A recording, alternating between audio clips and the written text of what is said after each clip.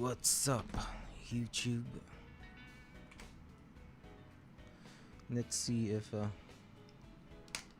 are we live? Let's see if I am live.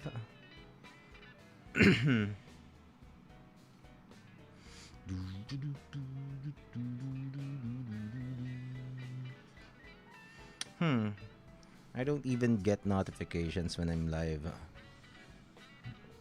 Am I live?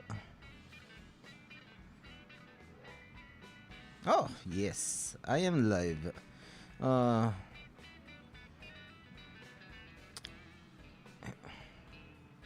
have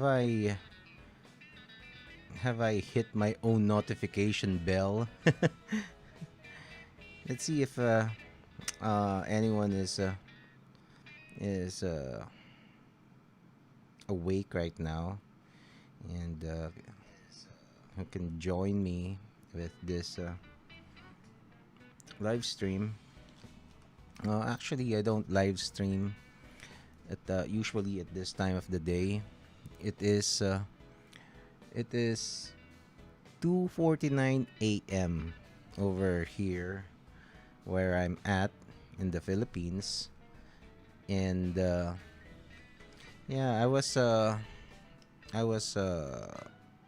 trying to brush up my anatomy knowledge in drawing because even though I've been drawing for basically my entire life, there's always room for improvement. I I know some. uh, I've been drawing anatomy for many decades now, but and I know some parts of it, but I have not. Unfortunately, I have not truly mastered all of the muscles, and that is the goal for. I have set that as a goal before the year ends. While I make decent drawings, I really want to be really proficient because, like I said, I've been doing this for basically my entire life, and I should have mastered it by now.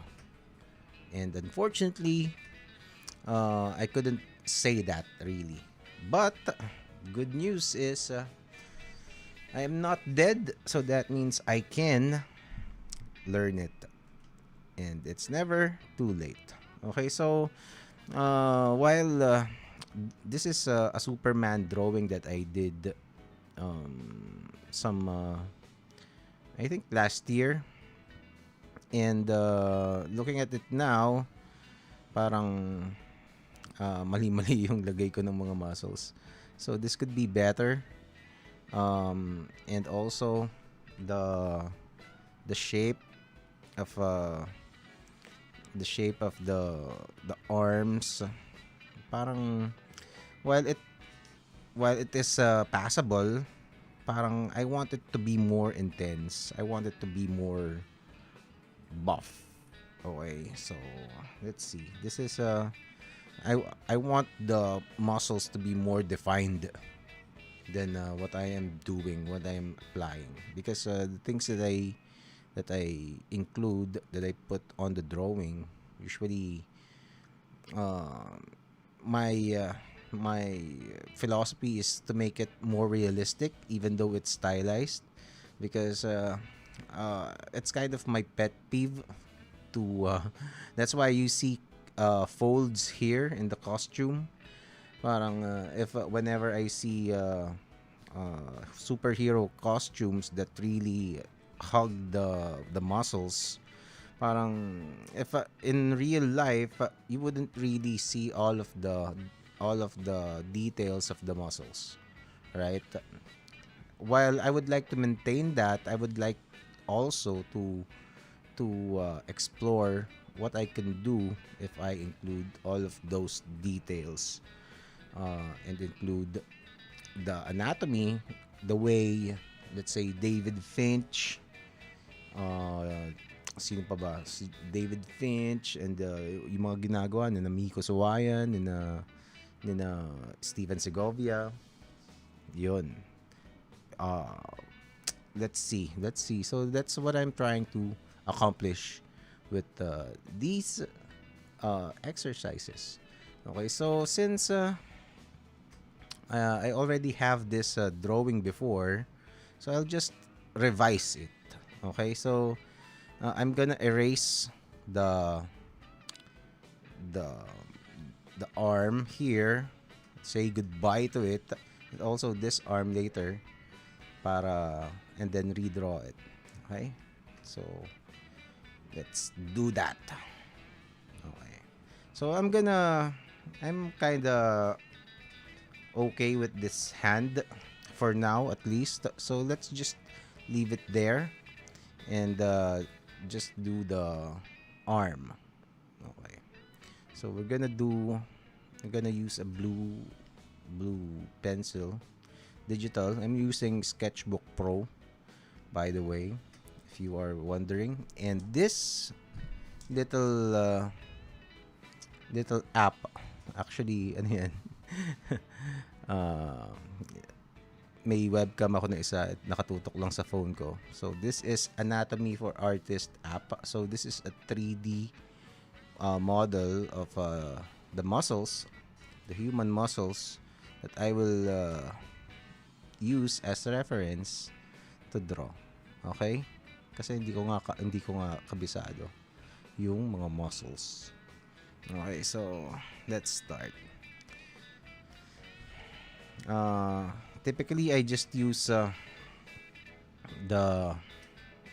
I named him Michael. So meron akong drawing. I'm gonna talk about Michael one of these days on the channel.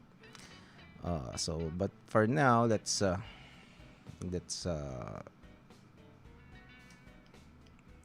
redraw the arm. Okay? I should have dapat siguro okay, balik natin. Let's maintain the original. Okay, let's just do so we could compare later. Okay, so let's hide this first and then redraw it. So I'm revising this arm, and I'm gonna apply more muscles to it. Okay, so I have a layer over here. So we're studying arm muscles right now. So first we gotta use the shape of the arm, the position. So it's almost there's not much foreshortening going on with this. Okay. And now this is a little tricky kasi ito meron siyang deltoid. So first we're gonna identify. Well, actually let's set the elbow first. So the elbow is probably gonna be here. So yung bone niya would be somewhere ganyan. Okay. And now we're gonna draw the deltoid. Okay, so deltoids medyo nakatago na siya.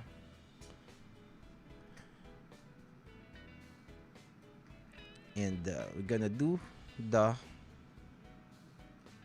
biceps. Yung biceps medyo naka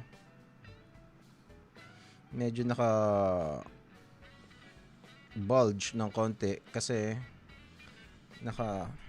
hindi naka-straight yung arm eh. So medyo nagfe-flex siya ng konti. Let's see. Tingnan natin ang biceps. Okay, so yan yung connections ng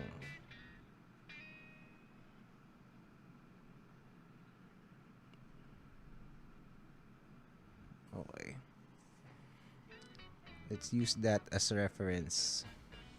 So yung biceps, actually dalawang heads ng muscles yan. Dapat pala. Okay, let's use para lang makita. Okay, so yung muscles would be okay, so deltoid. Burahin na rin natin to. Let's erase this as well. Okay, so that we could do the deltoid properly. Okay, so the chest muscles would be there, and then the deltoid would be visible slightly. So tatlong heads yung deltoid, and then meron kang makikita na isang malapit dyan. Kasi yung deltoid parang ganyan yun eh. Tatlo sa side view. Merong pa ganyan, tapos meron sa likod. More or less parang ganyan ang korte niyan. Tapos so ito yung unang part, tapos ito yung pangatlo, tatlo. Okay. Okay, so let's put in ngayon yung chest, dire-diretso siya pag ganun, as you can see over here. Ayan o. Makikita mo yung chest, dire-diretso siya. So we're gonna apply that like that, and then that. So probably magkakaroon tayo ng uka na konti dito,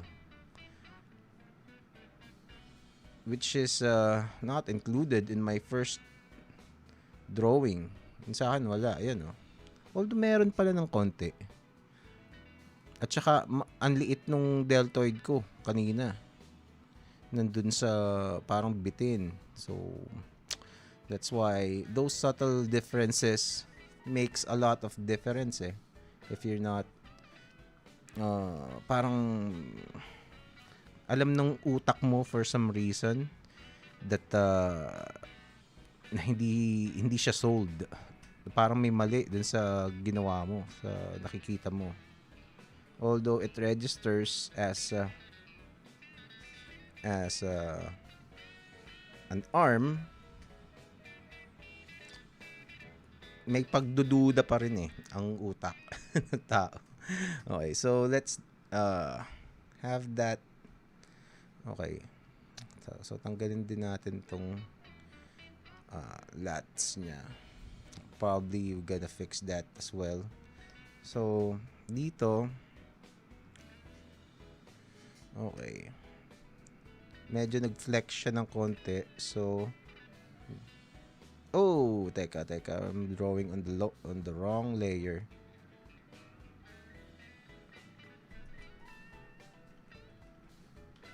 Okay, so be careful. Let's lock this layer. Okay. So ganyan dito.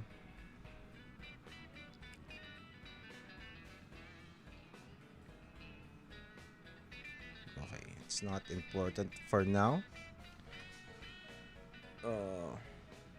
Gayahin natin.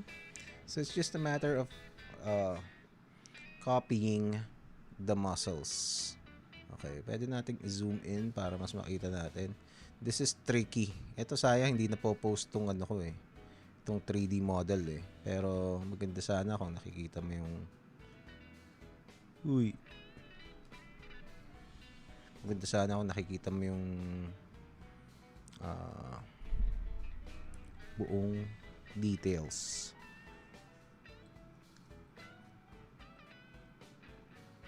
Okay, so yun yung muscles na. So I've been drawing these kinds of things basically my entire life. Well, hindi. Siguro nagseryoso akong mag-aral ng anatomy ng konti. I was already in college. Pero again, I didn't get to master it. Which is I don't know if it's a mistake. I knew enough. Basically, kasi... Well, anyway, it's already in the past. I know enough already, but there's all, like I said kanina, there's always room for improvement. But if you are an artist, a young artist who's just starting, uh, you can't go wrong in studying proper anatomy. Okay, so kung teka, ito may nakabalot na ganun eh. Pero hindi na natin, siguro hindi na ganun ka-importante yan. You can't go wrong in studying proper anatomy. Do it. Okay, buy the books. Buti nga ngayon, meron ng apps na katulad nito. I think itong app na to, itong ginagamit ko ngayon, this is paid. Yung full version niya is paid. So, it is mura lang, nasa 300. And it's not expensive at all. And considering the things that you can get from it, it's one of the best buys that you can do as a young artist. Nung panahon namin, wala pang mga ganyan. Parang ang tanda eh, no? Pero it's true. These apps, 5 years ago, di ko alam kung may ganyan na. Or 10 years ago, definitely wala pang ganyan. And it is an advantage that I think every student of the arts should utilize and acquire. Again, this is artist anatomy for artists. Very straightforward yung pangalan ng app. Pag naman na yun yung isa-search mo, basta anatomy. This is the Android version. I don't know if there's an iOS version. You can check it out. But makikita nyo naman. Okay, so let's do the forearm now. Okay, so nandito ang ating this is ito yung isang tricky sa mga anatomy shit. Hindi mo siya masyadong makahanap kasi pag gumalaw yan, ganyan ang arrangement ng muscles on that position of the hand. Pero pag nag-bend yan, nag-iiba yung mga muscles, yung locations ng bawat muscle. So, it's up to you to find a reference na nakabend siya. Or, you can just use your imagination para paglaruan mo kung ano magiging itsura niya based on what you see in this position. Parang you can speculate kung saan pupunta yung mga muscles. Okay? So, actually, itong muscles na ginawa ko, this one, hindi mo na siya kita on this angle. You need to look over here. So, yun na yun. Yun yung muscle na this muscle would be that one. Okay, so hanapin natin ngayon kung saan siya pupunta. Okay. So from the elbow, yung insertion niya from the elbow until aangat siya papuntang dito na sa palad. Okay. So, pag ganun, dun siya pupunta. Okay. And then, dito, may mga buto. So, dapat, buto na yan. And then, dun. Okay. Let's see if we can keep the hand. Okay? Okay. You know what? Sige, mamaya na. Mamaya natin pag-desisyonan kung ano mangyayari sa hand. Okay, so i-ano natin. Let's plot this. Okay. Meron pa ganun.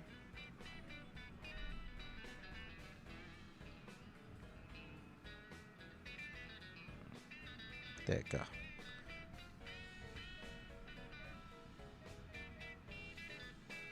Hindi makita yung likod. Kailangan pang italikod. Okay. Para makita. Okay, so basically ito yun. So makikita na lang doon, maliliit na lang.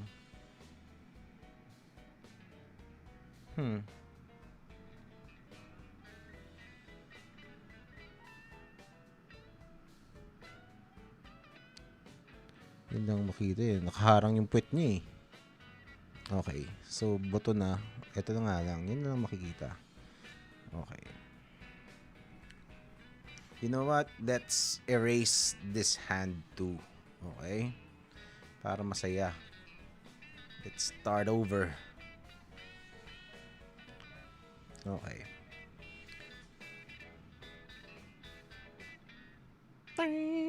Okay. Balik tayo dun sa kanina. So one of the best channels, of course, to watch and learn this human anatomy is Proco. Actually, pag medyo nalilito ako, I just consult my books. I have excellent books here in the shelf dito sa mga books na meron ako. And Loomis is one, and also sometimes I would look at Proco's videos. Actually, sa kanya ako na-inspire kung bakit ako naisipang mag anatomy ngayon. Parang okay. So bulging muscles tayo. Teka, balik tayo dito sa may likod ng elbow. Okay, so this muscle, eto, nandito tayo. Nalimutan ko tawag. Yan yung tendon yan eh. Alam ko tendon yan eh. So, ito yung bicep. Gitna natin.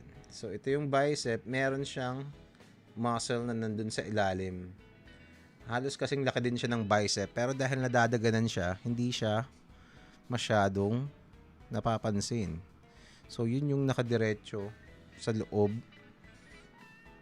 nito. Okay. Ganun pala yun.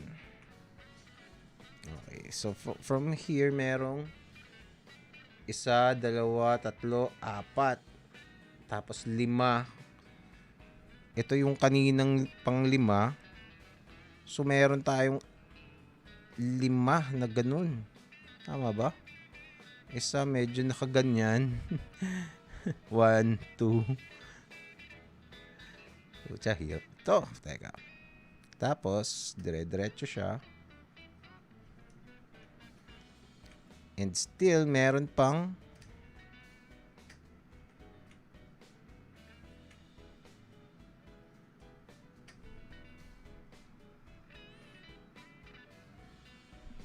okay.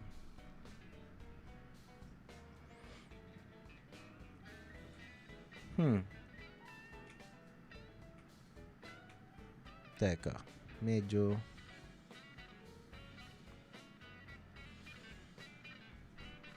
pag gumanon ka, okay. Okay, so medyo liliitan natin ng konti ito. Probably. Hindi siya ganun ka. Yeah, oo. Hindi siya ganun ka kalapad. Dito tayo nagkamali. Okay.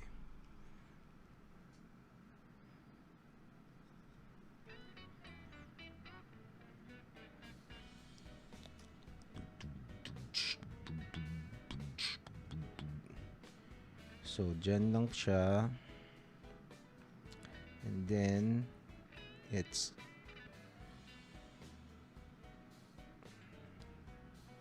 hindi ko alam kung anong mga pangalan ng ng mga muscles na to. Pero it's amazing kasi these itong mga ganyan, yun yung mga tendons na humihila ng mga fingers natin eh.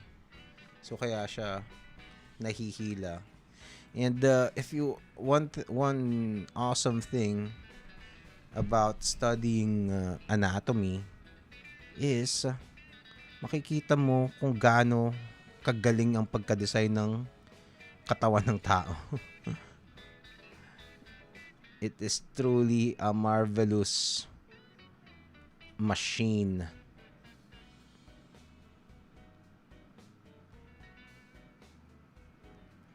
Tapos, okay. Siguro ganyan lang. Siyempre, i-consider mo rin yung overall na shape ng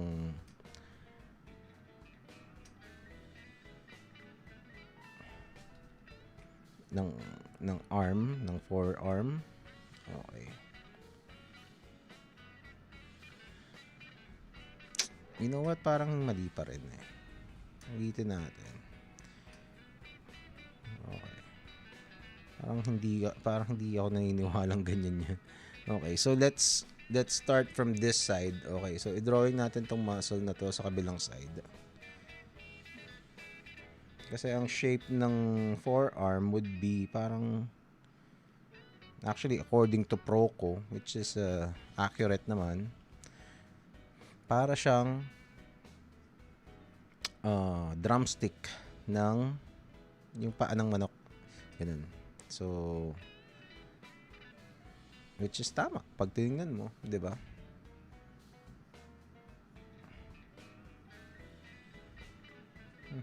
Okay. Ito, nakasuksok siya doon. Okay. Okay. I get it. Pwede. Tapos tumama yung tumama yung kaninang ginawa ko. 1, 2, 3, 4. Tama. Okay. Okay. Alright. Tama siya. Okay. Yun nga lang. Paano natin gagawin ang ano yung tsura ng hand niya kanina? Ayan nabawasan na yung laki ng arm ni Superman.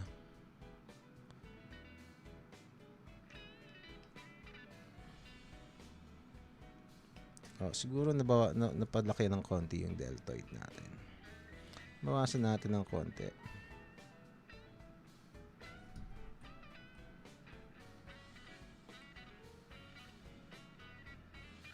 Yun.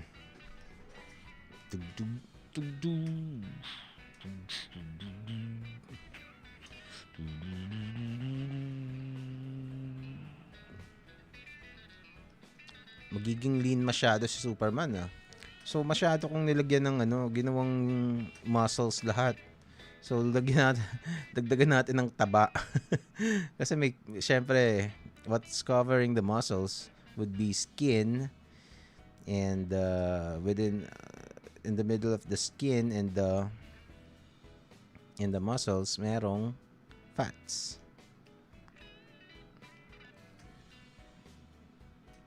Yun sakto yung pwesto ng hand natin kanina. Okay. So let's just trace this hand. You know what? This is an anatomy lesson. So let's make a new hand. Pow, pow.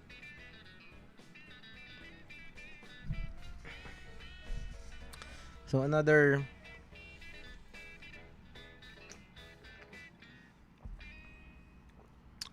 one of the hardest things to draw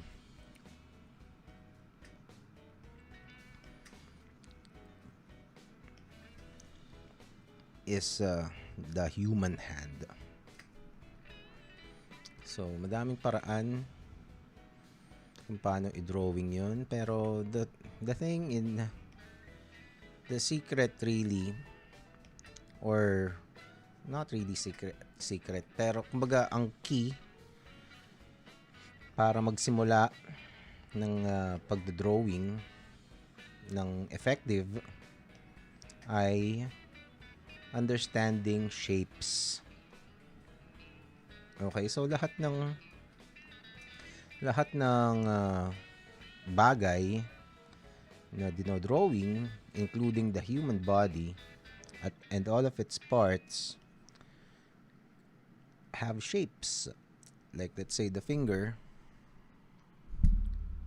Okay, overall, finger siya. Alam mo ang shape na, pag nakita mo yung shape na yan, alam mong finger yan. 'Di ba? And the hand is the same.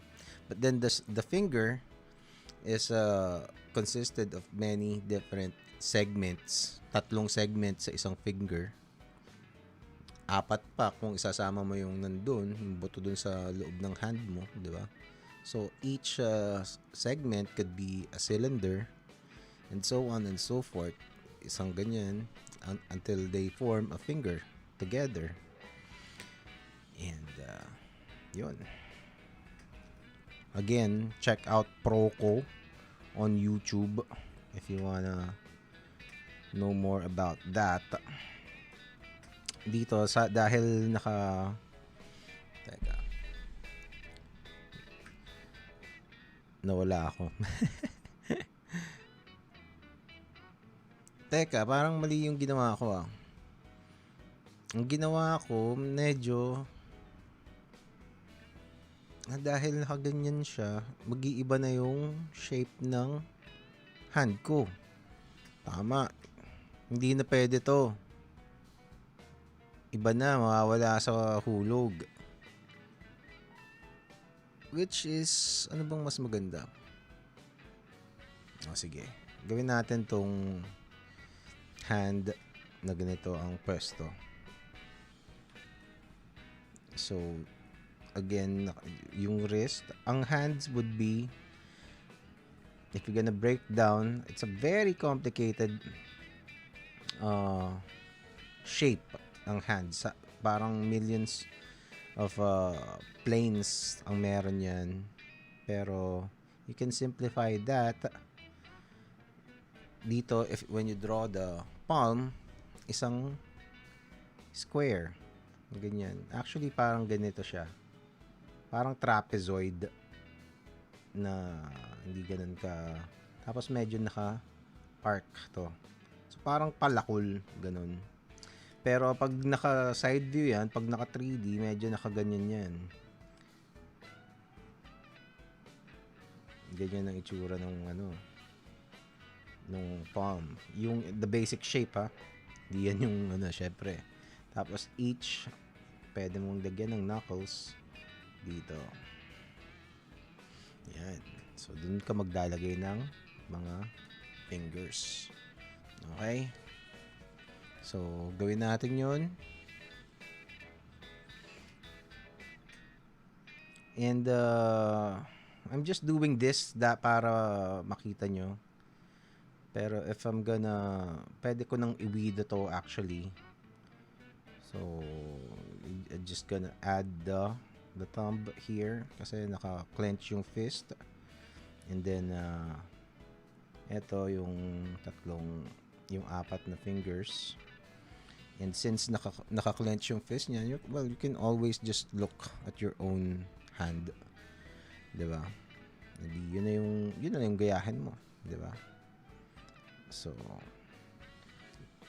and then it's just a matter of finding the planes muna. Yun ang ginagawa ko eh. So, kasi when you look at your hand, this could be isang plane. Although 4 na finger siya, 'di ba? Pero pwede mo siyang gawing pwede mo siyang i-translate na ganyan lang. And then, etong nasa ilalim is another plane. Pwede mong i-translate as nakaganyan. And then, yung plane na nasa ilalim, nakaganyan. So, pwede mo siyang pag hiniwa-hiwalay mo yan, magiging fingers yan. You get it? Diba? So, it's just a matter of shaping them properly hanggang sa maging fingers. Gawin natin ngayon dito. Okay. So, yung mga ganyang techniques would make your kumbaga yung yan, nasira tuloy. Kumbaga yung parang shortcut yan eh. Kung paano mo, kasi you're constantly finding a way to draw. Kung paano mo i-interpret yung shape na nakikita mo. So,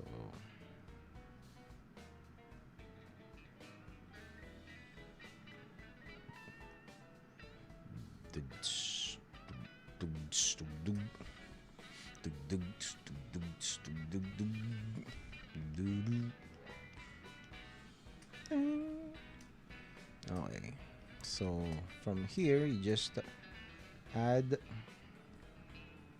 the digits of the hand. Okay.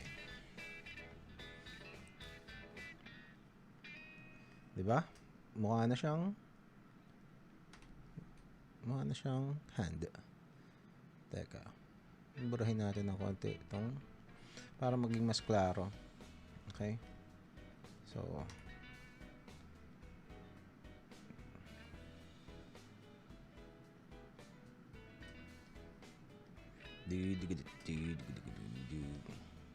and actually, pwede nating lakihan ng konti itong hand para mas fit siya ng konti kay Superman.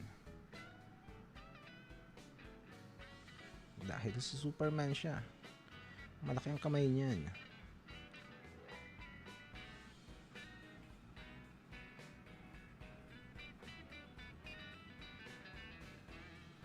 Oh. Yan. So,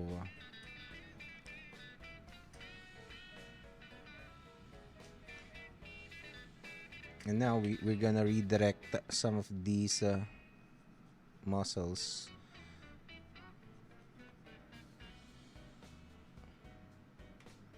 So medyo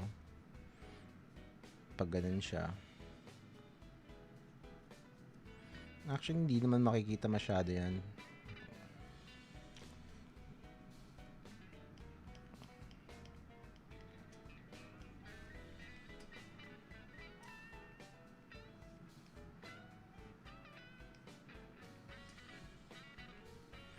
Okay. So, ngayon, gawin natin ang paano natin gagawin to? Okay. So, pasok siya dito.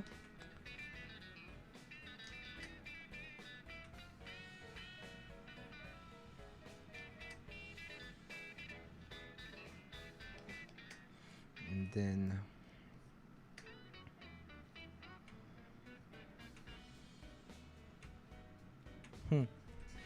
ay, namatay ang aking balik natin.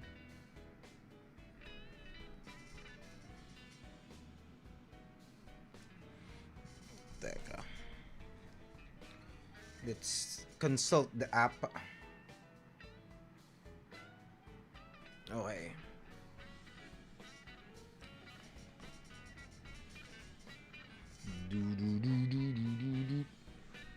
Okay.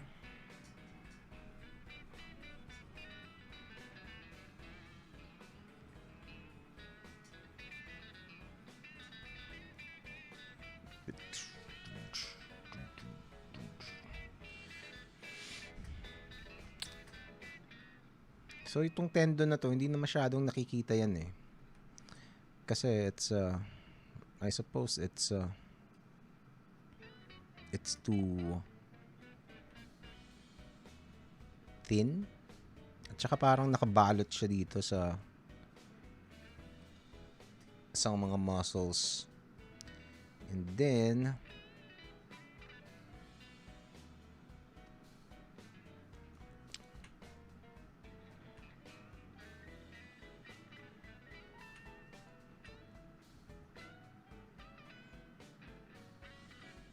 so dito, hindi na.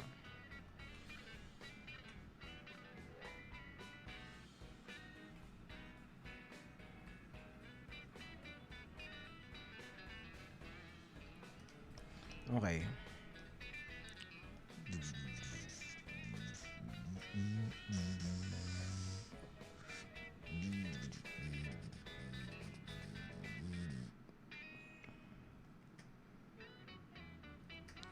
By the way, lumabas na nga pala ang Justice League Snyder Cut trailer.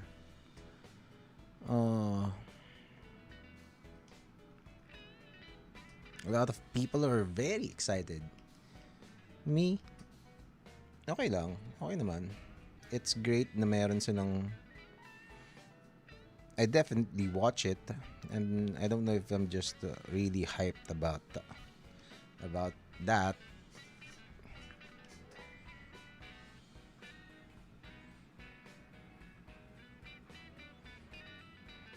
And hindi ko alam. I'm not sure, pero I think it is I think si Darkseid yung character na nasa umpisa ng trailer. And I don't know, it's horrible. Ang pangit. siya pa yung kauna-unahan na makikita mo dun sa trailer.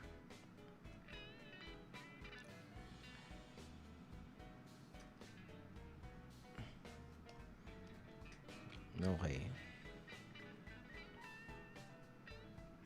Itong thumb, you can also parang disassemble that while you're drawing, like what I'm doing here. Diba? Makes it easier.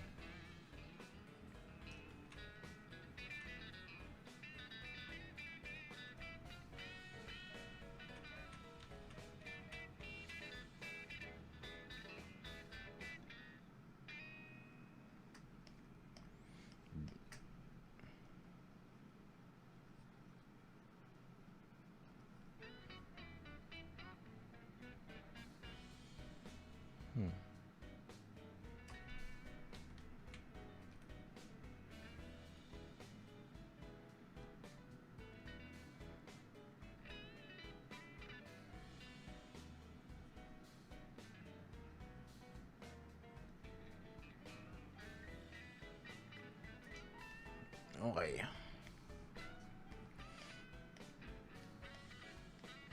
Okay, let's try inking. Ang payat ni Superman.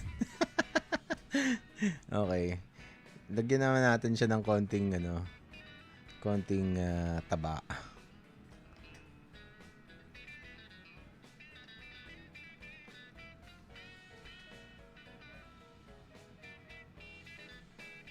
Pero dapat ganyan yan eh. It should be something like that.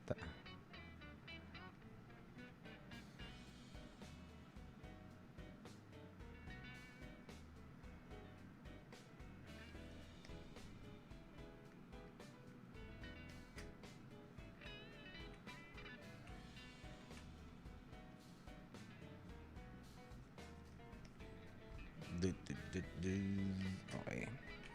Let's do that. Okay, let's try inking this.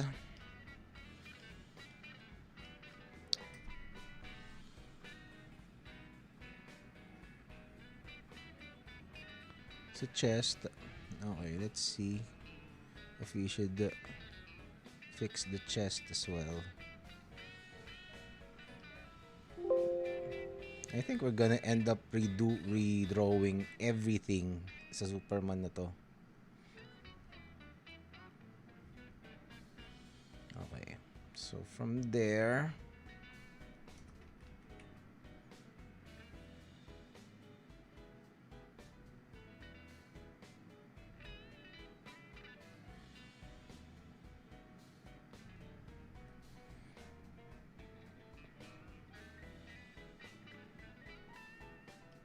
okay, tapos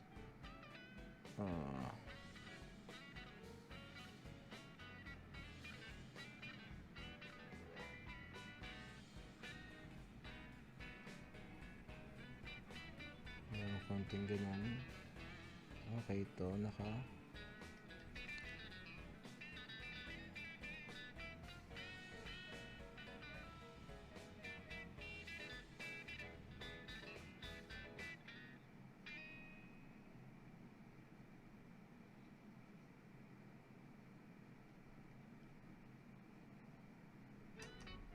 okay.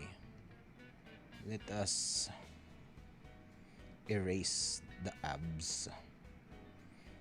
Ito yung mga chamba-chambang abs eh.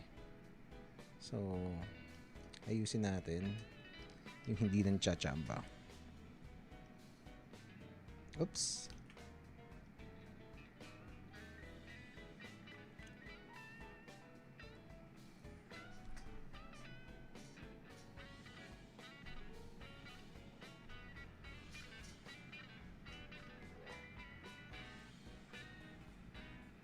Pero syempre, we're gonna keep the stylization of the drawing.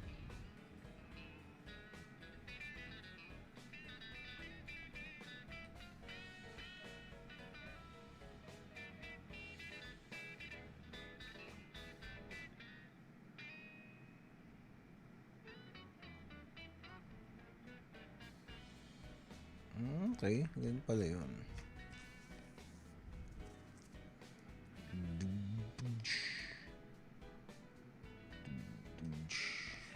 Okay. And then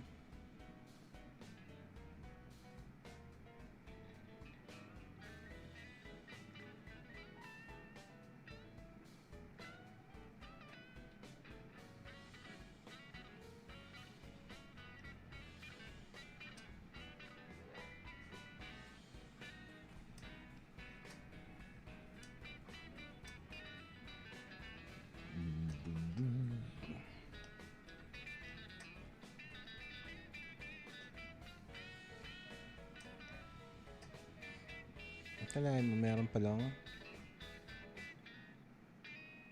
Okay, masyadong malaki. Kunin natin dito sa direct. Dito dapat pag ganun.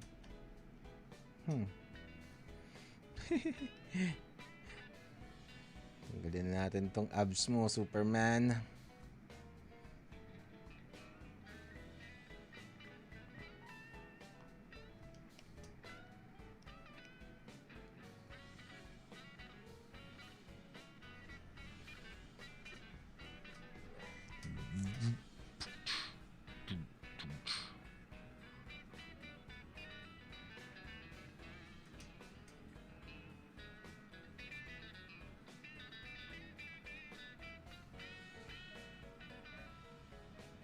Okay, and then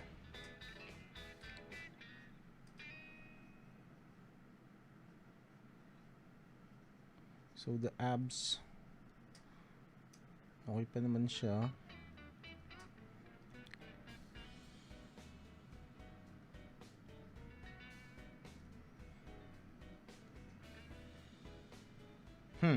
Okay. Pero dito, let's try to not let's try to keep as much as we can on this. Okay.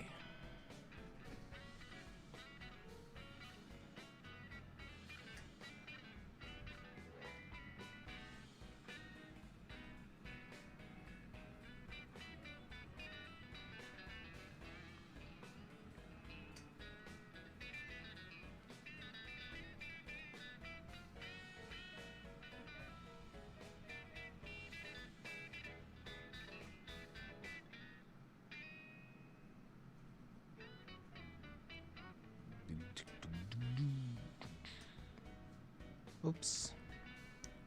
Oh, let's do that later. Okay.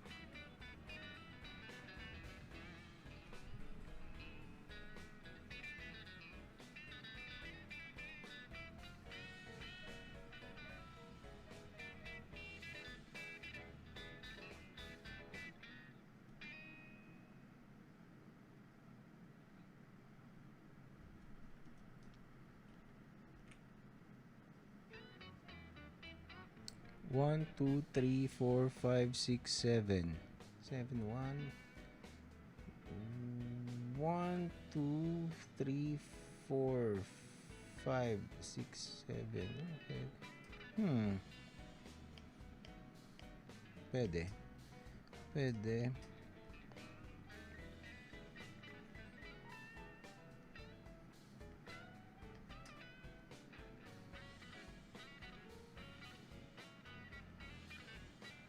So these muscles interlock.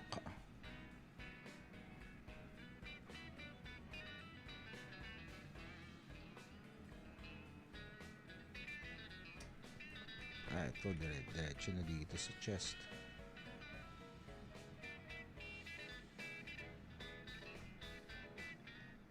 Bang! Okay.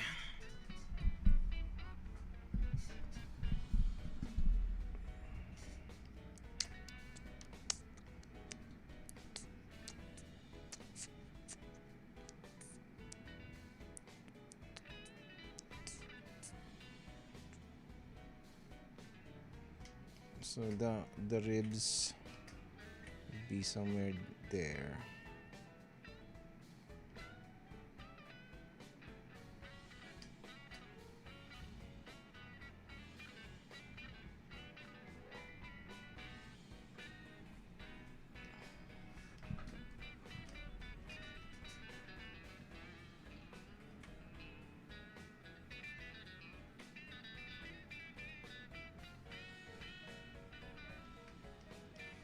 Okay.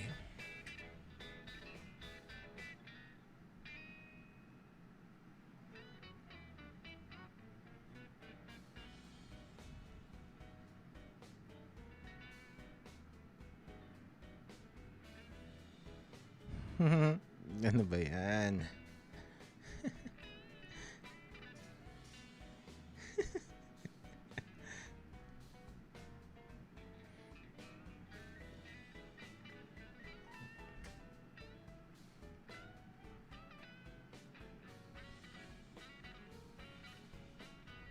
Okay, we're gonna be blacking this much of this side. So let's leave this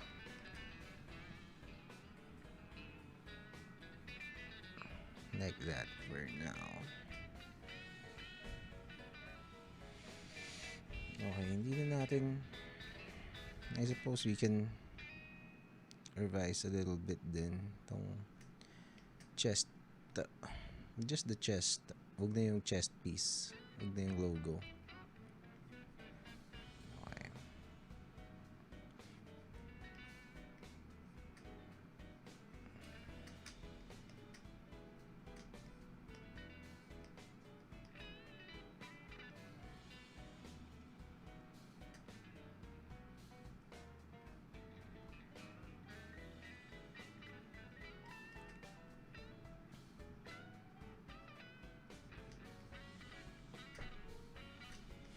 Okay. Let's try.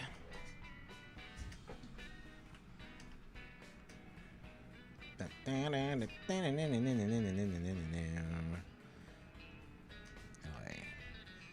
Try natin i-ink ang revised version. Teka. Let's use this.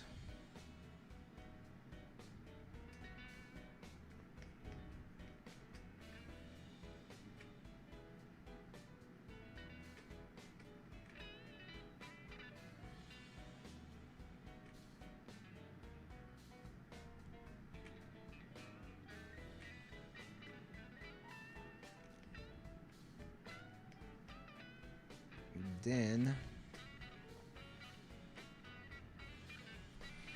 tingnan natin.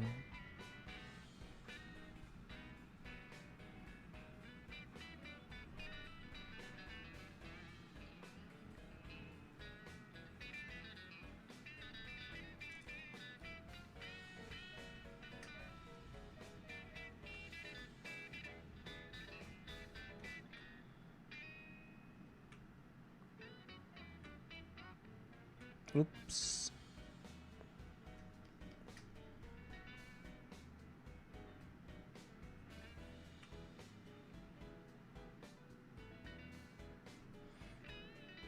Okay, let's do the outline first.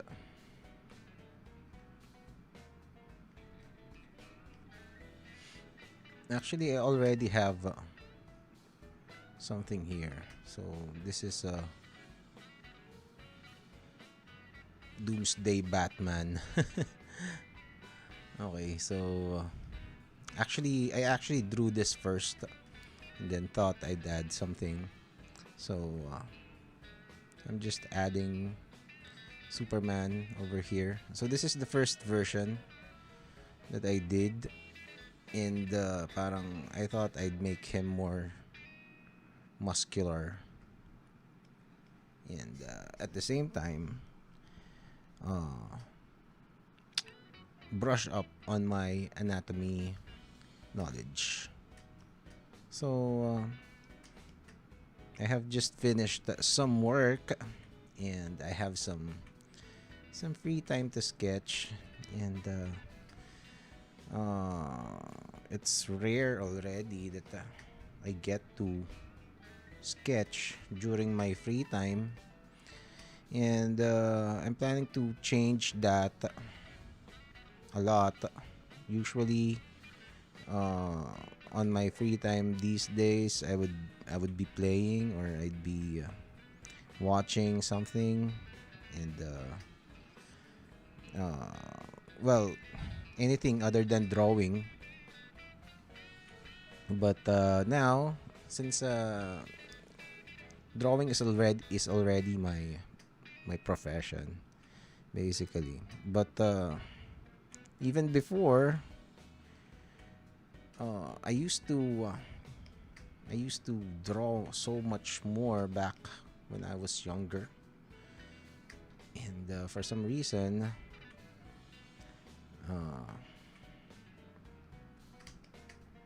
I kind of stopped. Not entirely, but there was a significant decrease in my what would you call it, my wanting to draw, my appetite for drawing, if you can call it that. And that's why I needed to brush up some of these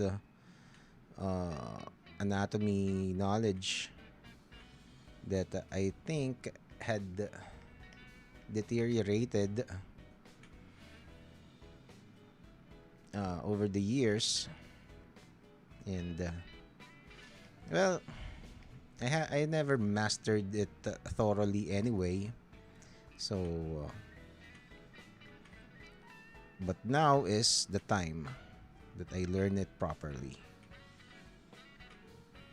Okay, so if you are, as I mentioned earlier, if you are a young artist, the sooner you learn proper anatomy, the better.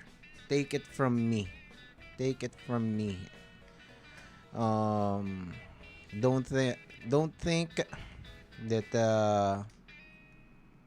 stylization, your own quote unquote style, is enough. While I would not discourage you to do that, to develop your own style, you will immediately find out that following the fundamentals would help, would be an amazing help for you to if you want to pursue your own style. So you don't have to you don't have to discard learning the fundamentals to pursue your own style. On the contrary, it helps so much knowing these the proper anatomy, perspective, uh, what else? Figure drawings, expressions. Knowing those would be a great help in making your life easier and pursuing that style that you really want to do.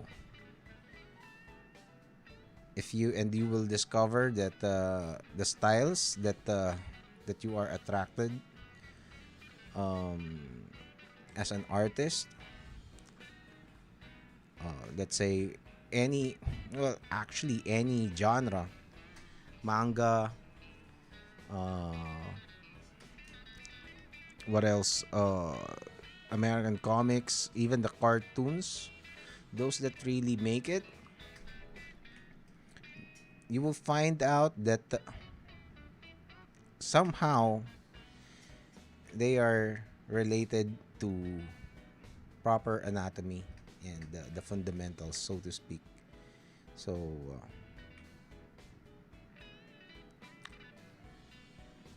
do it. The sooner you learn it,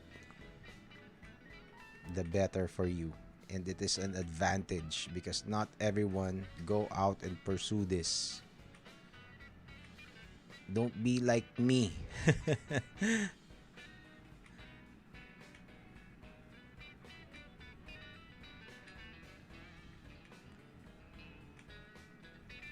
See, I don't even know what to do with this. Maybe I'll just black it. Okay. Anyway,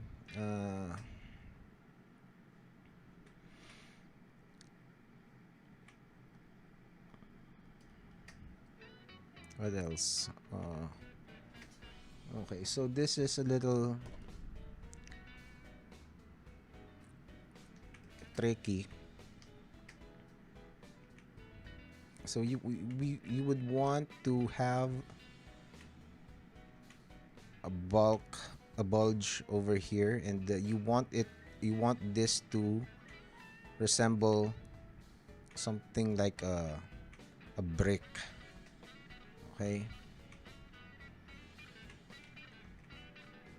so let's put it that way for now until we figure out how to render that, which is another technique.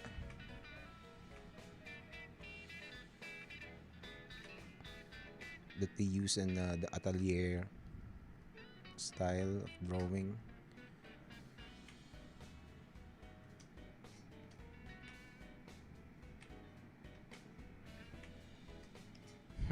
Okay.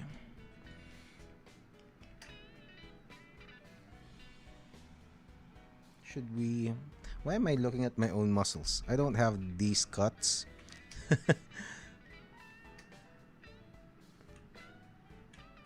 Okay.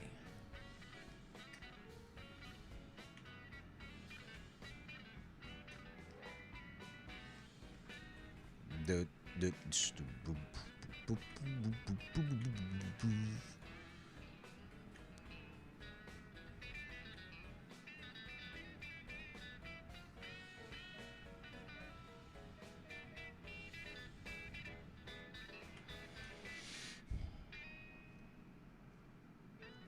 Okay, I forgot Superman has would have that. Let's see if it's good. Superman is so skinny.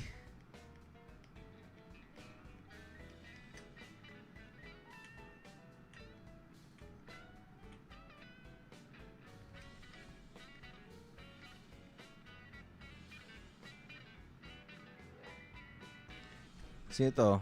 Uy, may nag-comment sa wakas. Ira. Hey man, Ira. This is ito talaga yung oras ko. Gising na gising ako ng ganitong oras. And ngayon lang ulit ako nakapag-drawing companion. So, medyo nakalibre tayo eh. So, okay.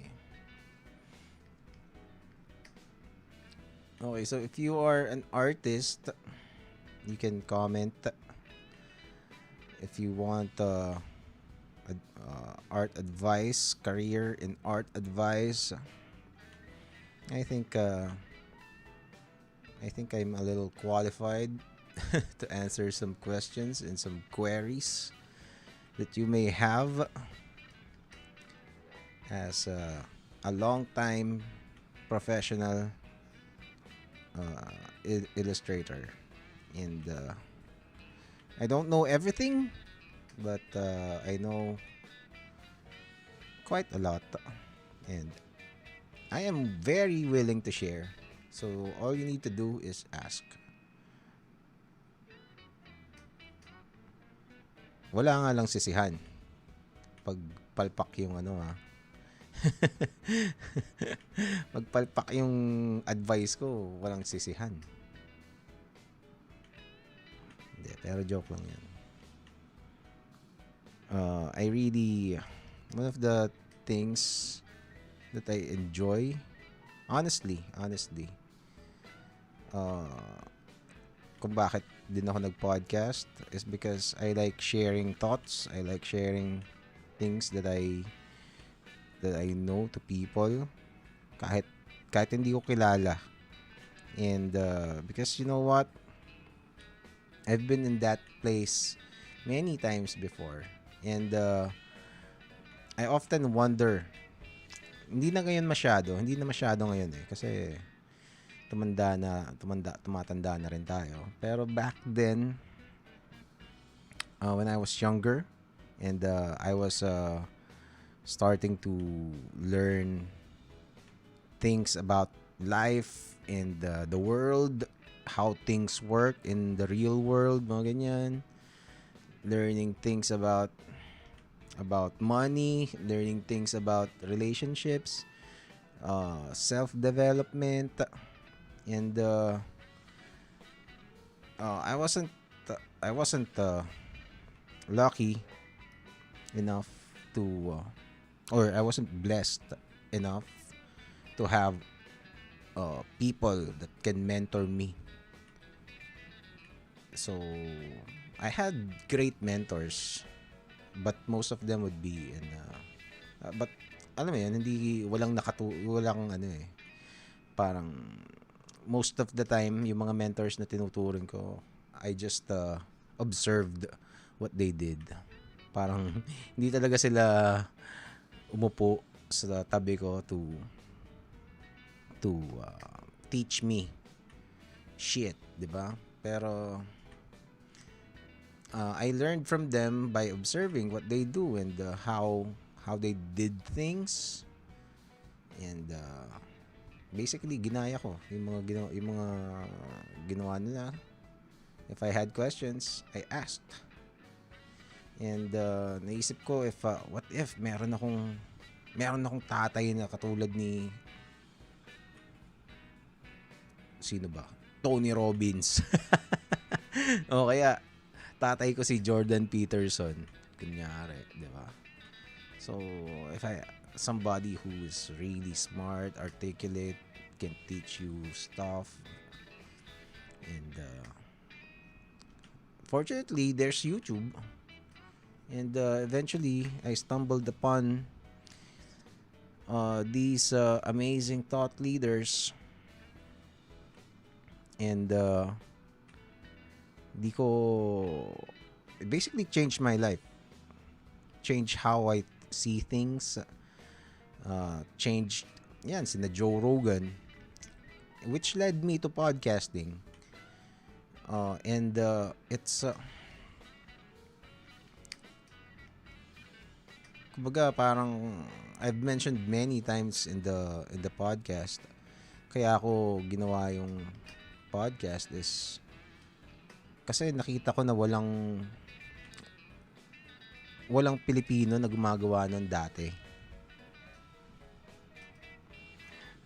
Yun, oo, 'di ba? Ang pinakaunang mentor na nakita ko sa YouTube, matanda na siya ngayon. Ang pangalan niya si Brian Tracy. Siya yung imagine ko when I was watching that guy. He's an old man now. Siguro pag namatay siya, iiyak ako eh. ganun ko kamahal si Brian Tracy. Pero ang dami niyang ano, before discovering Joe Rogan, siya yung parang kumbaga the mentor I never met. And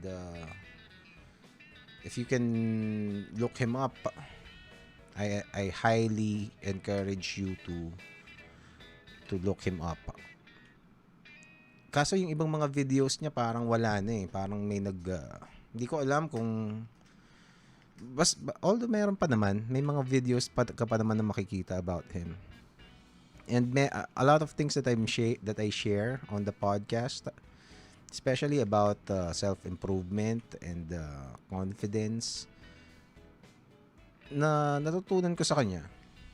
Kumbaga, and the funny thing is, parang makikita mo na lang na the things that work for you, parang babanggitin niya. Matagal mo nang ginagawa, or in my case, matagal ko nang ginagawa, and kaya pala okay yun kasi naipaliwanag niya. So it's wow. So it's sometimes reaffirming, and then sometimes it would explain kung bakit nangyari to sa buhay mo, kasi ganito yung ginawa, ganito mag-isip yung kasama mo nun, or ganito yung takbo ng utak mo, and it's great. Magbabago talaga yung paniniwala mo, but then you would need to seek these people out. If you're gonna be stuck in a parang juvenile state of mind, walang papatunguhan yung meron, pero it will take you, kumbaga, may patutunguhan ka, pero yung mga tao na nag-effort ng mas malupit, malamang maiwanan ka nila. Siguro yun.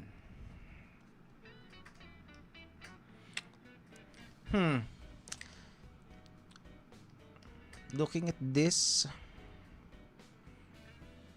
actually parang hindi ako mali itong ginawa ko, mali. Oops.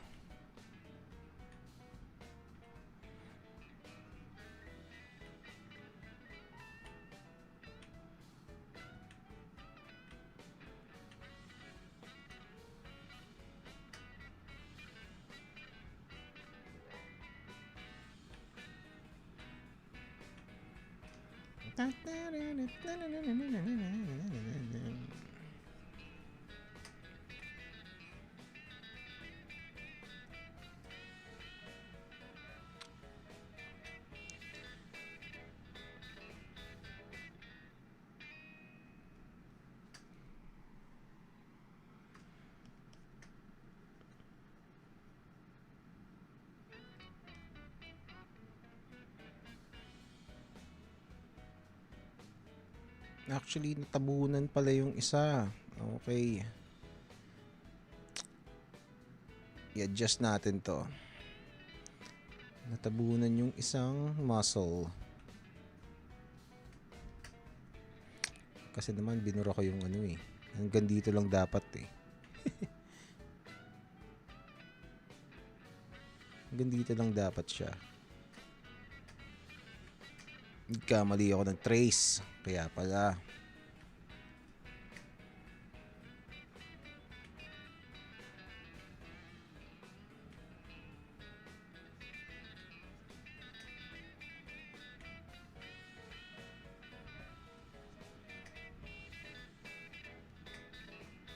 Okay.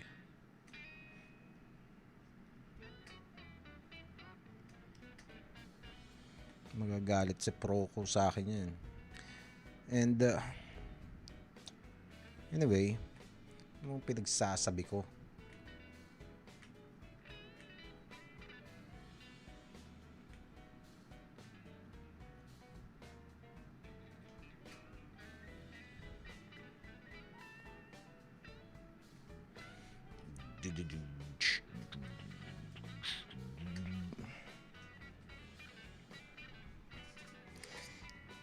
Oh, si Ira si Jordan Peterson.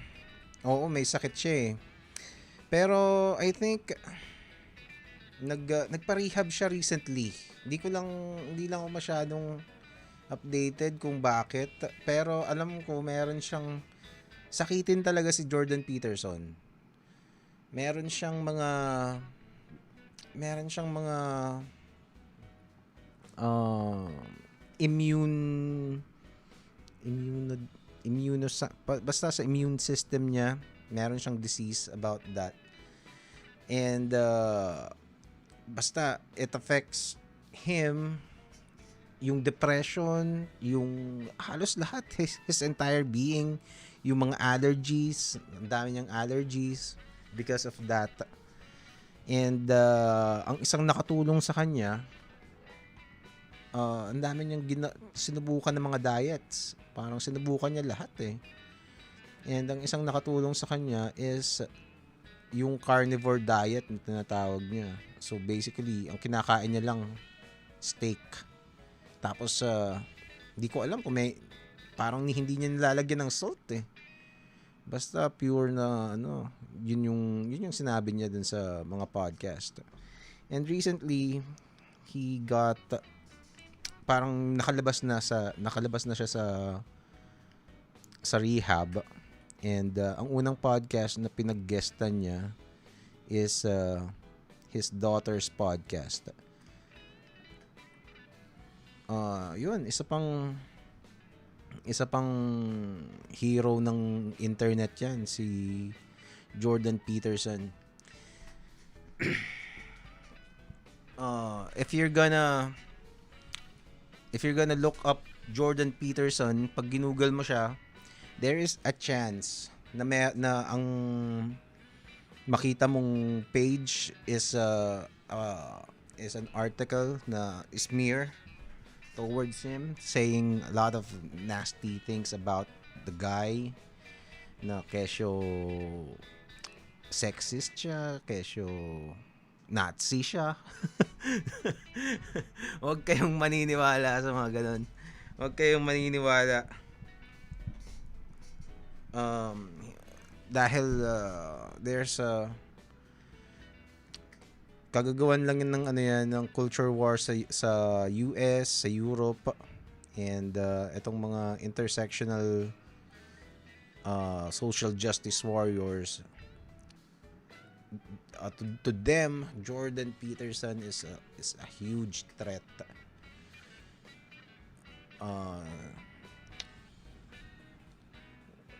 You would need to look up on what he's saying yourself. Huwag kang maniniwala sa mga sinabi mo. If you don't agree, then it's fine. If you think, pag binasa mo yung mga works niya, if you think he is sexist, then at least it's your decision. 'Di ba? Pero kumbaga, huwag kang maniniwala. Huwag kang maniniwala dun sa agad-agad. Okay, yun na lang siguro, agad-agad. Kasi ang basically ang mga tinuturo ni, well, hindi naman tinuturo, basic. Ang message niya, teka, masyado malakas. Okay, ang message ni Jordan Peterson is basically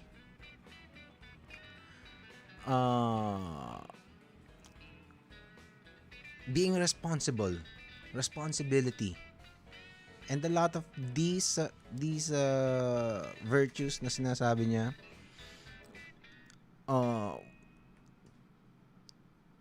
really helps men, mga lalaki, especially ones who are growing up, who are young adult males. Yun ang mga nakaka-relate kay Jordan Peterson. When I was kasi ako magfo-40 na ako sa totoo lang 39 na ako. So next year I'm gonna be 40. And I started listening to these kinds of influencers. Wala pa yung word na influencers noon. Back in siguro 2009, ganyan, 2010. So I was in my late 20s, mga 28. Kasi nare-realize ko, pucha, habang buhay na ba akong ganito? Wala akong gagawin kundi mag-inom na lang. Araw-araw, gabi-gabi. At one point, kailangan tanungin mo yung sarili mo na aabot ka talaga sa ano na yun sa punto na yun And your peers, some of them will tell you, ay, gago. Kumbaga parang, gago ka ba? Kumbaga mga kalabaw lang ang tumatanda. Kumbaga parang, but that's a trap. While it's fun to, for a while I subscribed to that thing din na parang, okay, tumatanda tayo, pero you don't have to lose the tawag doon, yung freedom, your free spirit, 'di ba? And then soon I found out it's not in your hands. Parang makikita mo yung friends mo isa-isang nawawala kasi nagkaasawa, nagkakaroon ng mga responsibilidad. And if you're not gonna move along, ano mangyayari sa'yo?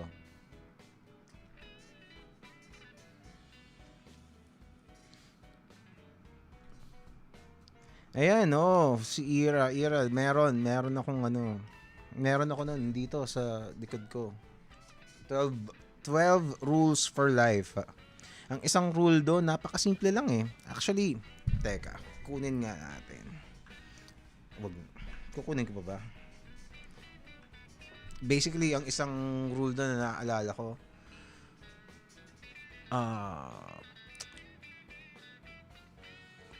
make sure, paraphrasing lang, no? Parang bago mo bago mo ayusin ang mundo, siguraduhin mo munang maayos ang bahay mo, 'di ba? So, which is parang again at the very root of it, it's self-responsibility. 'Di ba? Parang magrereklamo ka and kumbaga isipin mo kung while yung iba kasi nagrereklamo ka kasi things um may mga bagay na wala sa wala sa kamay mo talaga na mangyari. Pero malamang nangyari 'yon kasi meron din mga tao na hindi ginawa yung rule na 'yon. na pa, na nagkukupal sila, hindi pa naman hindi pa okay yung sarili mo, 'di ba? Tapos hanggang sa makahassle sila at sobrang dami. Pero kung lahat ng tao gagawin 'yon, I think magiging mas maayos ang mundo. Talaga. 100%.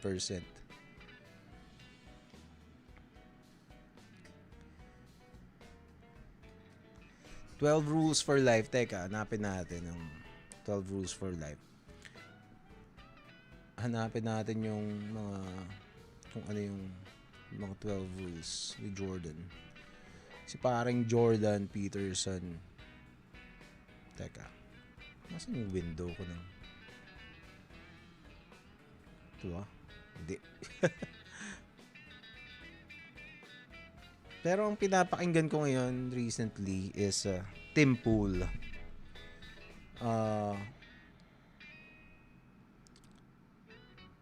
Grabe ang election sa US. Napaka-pivotal ng kalagayan ng US politics ngayon. Teka. Pero balik muna tayo kay Jordan Peterson. Allah! Okay. Yan, 12 rules for life. Ito mga 12 rules niya. More items. 1. Stand up straight with your shoulders straight. Ibig sabihin, parang confidence yan eh. Kumbaga parang, if you carry yourself with confidence, kasi when your shoulder is straight, ibig sabihin, your chin is up. Kung nakaslouch ka na ganun, hindi power posture yun. Diba? And it also tells you that you are capable of doing that, and you have the right to stand up straight with your shoulders straight as well.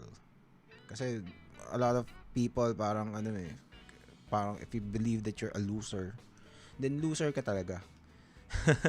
Yeah, whatever you believe you are, that's what you're gonna be. Okay, so you better believe that you are good for at least for something. Okay? Well, no one will ever be the best at everything, but everyone will be good at least for a few things, actually. At the very least, one thing. And when you find that one thing, you better be proud. And kahit ano yan. Ako, nagdo-drawing lang ako ng comics.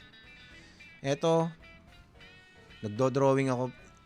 Ang sinabi ko nga, hindi ko minamaliit ang profession ko. Kumbaga, napaka-proud ako na I get to be a creative.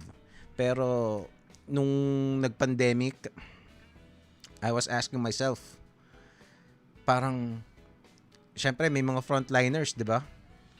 Parang ano kayang scenario na ang mga artist ang kakailanganin para maging frontliner sa mundo? 'Di ba? Kasi sa totoo lang, parang the world will go on without this. Of course, art is that they say that art is what gives people humanity, diba? It's humanity, and it could be used in a lot of things. Pero kumbaga parang hindi siya, it's very different from being at the front lines curing disease or fighting a war, 'di ba? Kumbaga parang supplemental yung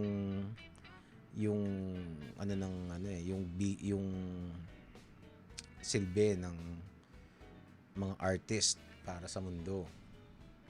And which is not a bad thing, 'di ba? Pero you get my point.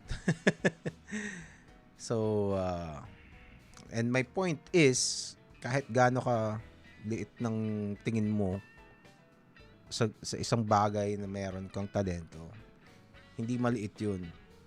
Si Pacquiao, isa sa pinakamayamang tao sa Pilipinas, sa buong Pilipinas.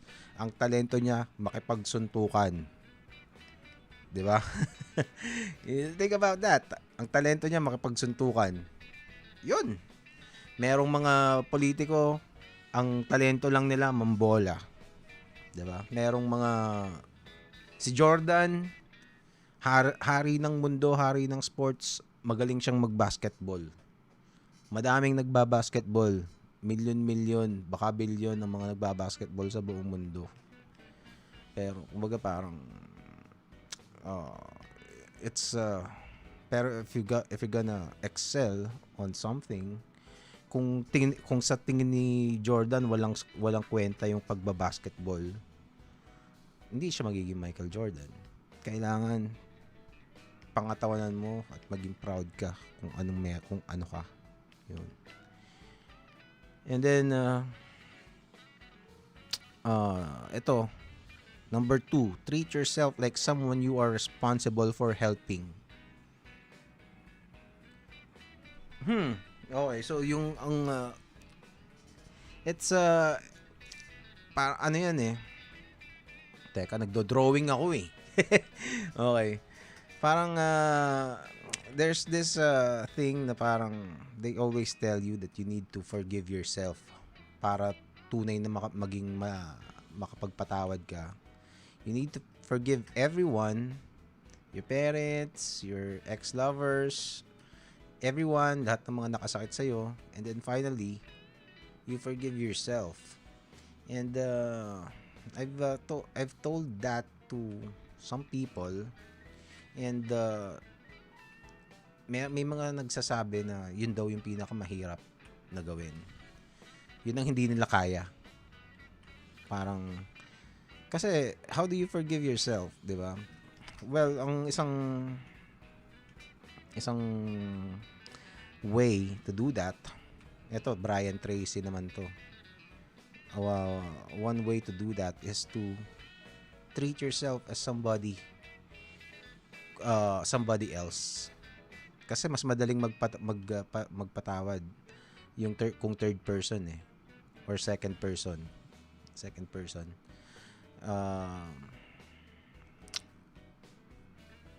Yung sarili mo from yesterday, last week, or 1 year ago, hindi na ikaw yun ngayon. So look at that person as somebody different, because he didn't know kung ano yung mga alam mo ngayon, and that makes him a very different person than who you are right now. And yun, siguro parang ganyan yung at the same way, treating yourself like someone you are responsible for helping is the same concept would apply. Stop waiting for other people to dig you out of your pitiful hole. Kasi you need to snap and recognize na usually kasi we are also trained to be selfless, and being a good person is looking out for others. But a lot of sometimes many people would have the mistake of trying to help others na hindi naman nila kaya kasi they are not equipped with the right frame of mind, with the right emotional tools, mga ganyan. And it's not a bad thing, pero they wonder kung bakit, kung ano yung mali. Kasi you can't give what you don't have. That's another thing. If you want to, you can't preach sharing kung madamot ka, 'di ba? Malabo 'yun. Hindi mo magagawa 'yun. Kung madamot ka, hindi mo siguro pwede kang magbasa ng libro, pero it's not gonna be natural. Kung madamat ka, you can't teach sharing. You can't, gawin natin mas simple. Kung hindi ka marunong mag-Photoshop, hindi ka makakapagturo ng Photoshop. 'Di ba? Kasi hindi ka marunong eh. Parang ganun lang 'yun. So, ano yung next? Number 3. Befriend people who want the best for you. Yan, picking the right friends. Some people are beyond the help. They are nothing to do with si Jordan Peterson kasi he is neuro professor siya sa isang university sa Canada. And di ko alam kung neuroscientist ba siya. Tingnan nga natin, Jordan Peterson. Basta scientist siya o psychologist. Si Professor Jordan B. Ayan. Professor of Psychology. Okay, so psychologist siya with decades of tawag doon, working with people as a professional. So hours and hours, tens and thousands of hours of talking to different kinds of people. And then he wrote this book, which according to him took him many years. Alam ko may part 2 na to eh. Parang another 12 rules for life. Ganun. Okay, so befriend people who want the best for you. I think that's self-explanatory to some extent. Okay. And also, I can add then, if you want to do something, let's say you want to be an artist, you need to find the right people. Ang pinaka makakatulong sa iyo would be fellow artists, 'di ba? And well, hindi naman lahat ng artist tutulungan ka. So you need to find the right friends but that's digressing. Okay. Let's go. Number 4. Compare yourself to who you were yesterday, not the useless person you are today. Yan ba yun? I don't remember reading this. Face it, you're never going to be that smart, so don't compare yourself to someone who is. Oh. Okay.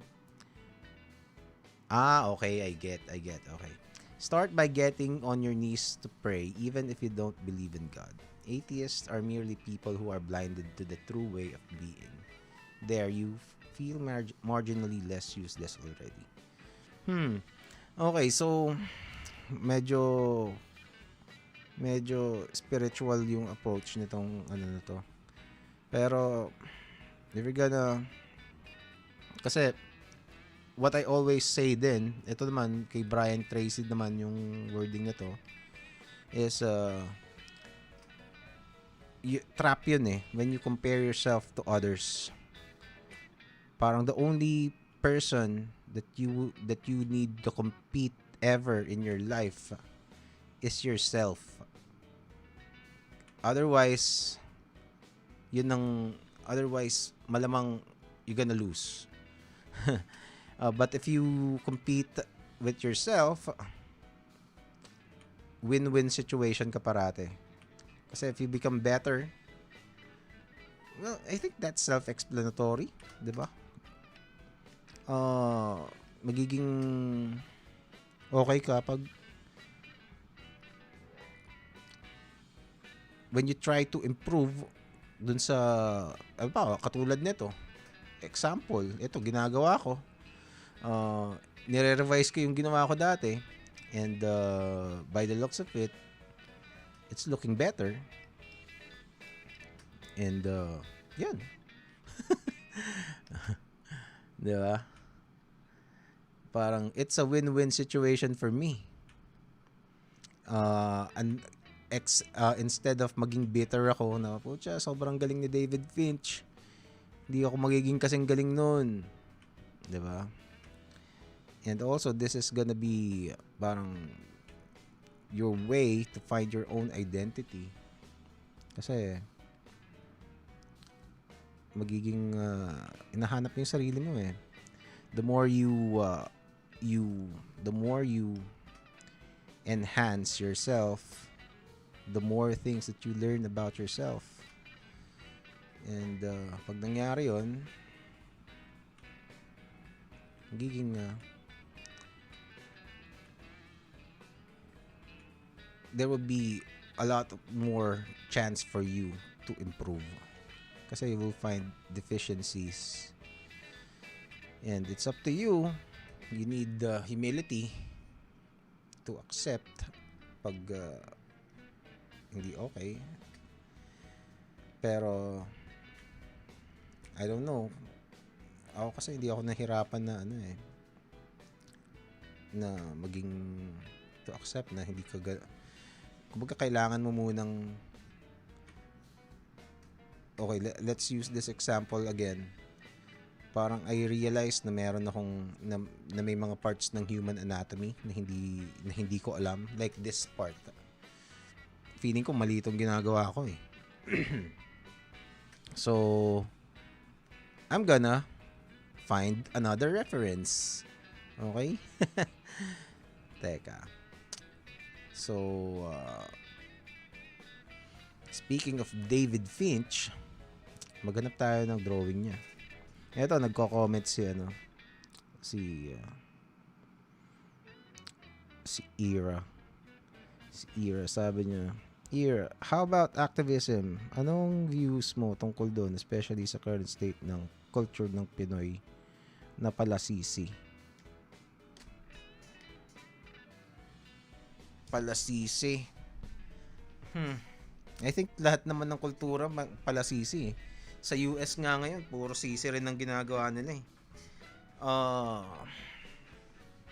I think inherent yun na mahilig kang maghanap ng sisi. Pero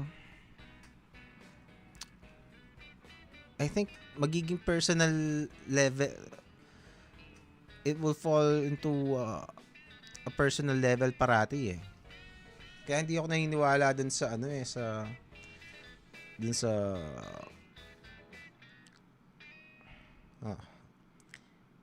malalim na topic pala yan. Dun sa mga social issues, para mga Marxist ideologies, yun na lang sabihin ko, ang mga Marxist na ideology. Kasi it's parang sinasabi ni Jordan Peterson eh, na parang tingnan mo yung taking responsibility is should be the key parati eh. Kasi hindi mo pwedeng isisi sa lahat. Kaya nire-resist siya ng ng mga socialists, si Jordan Peterson. Kasi yun ang gusto ng mga socialist, ng mga communist, ng mga Marxist. Meron silang established na oppressors. Ang sinasabi ni Jordan Peterson, hindi kailangang maging victim ka ng mga oppressors na 'yon. Kasi nasa kamay mo yung sarili mong kapalaran. As cliche as that sounds. 'Di ba? Kasi which is true.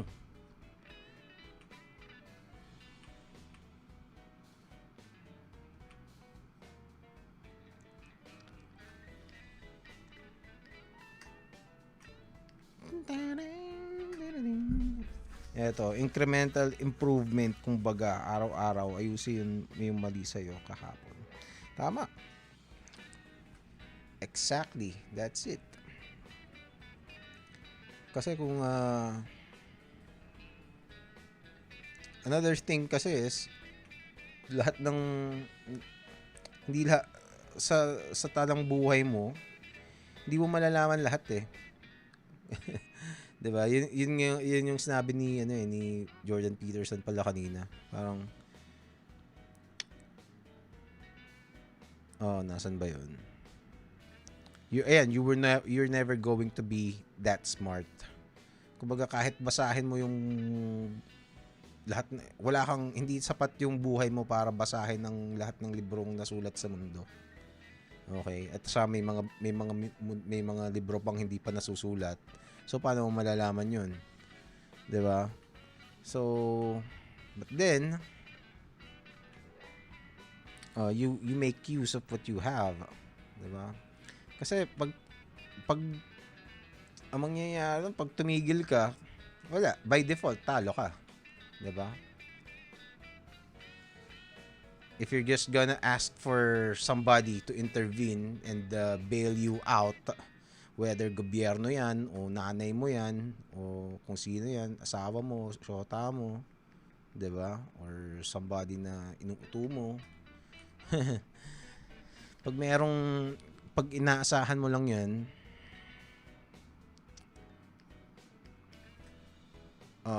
olats ka. Kasi pag hindi na nila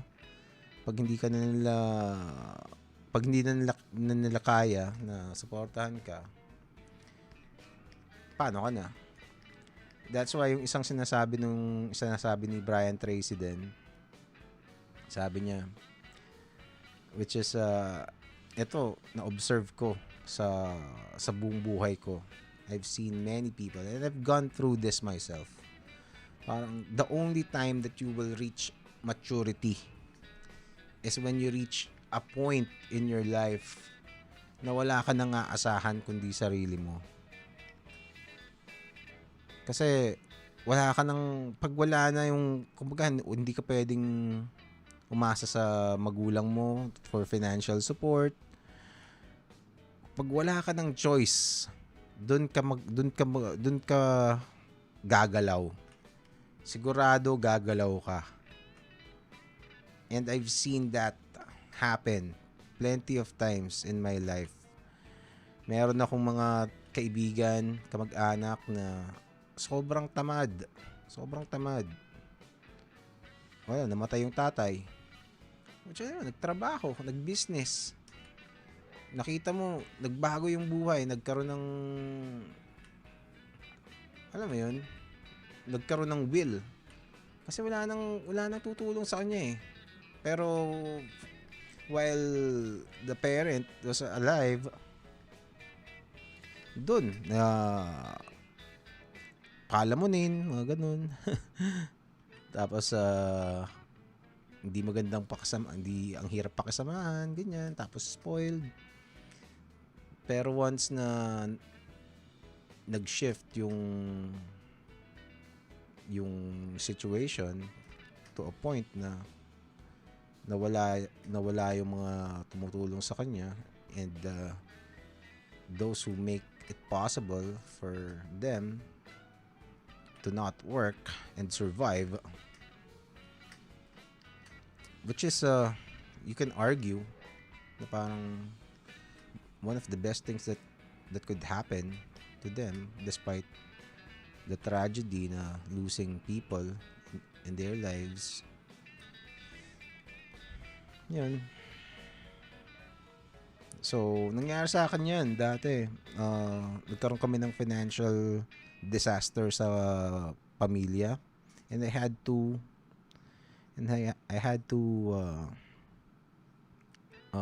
stop school. Hindi na ako hindi ko natapos yung college ko eh.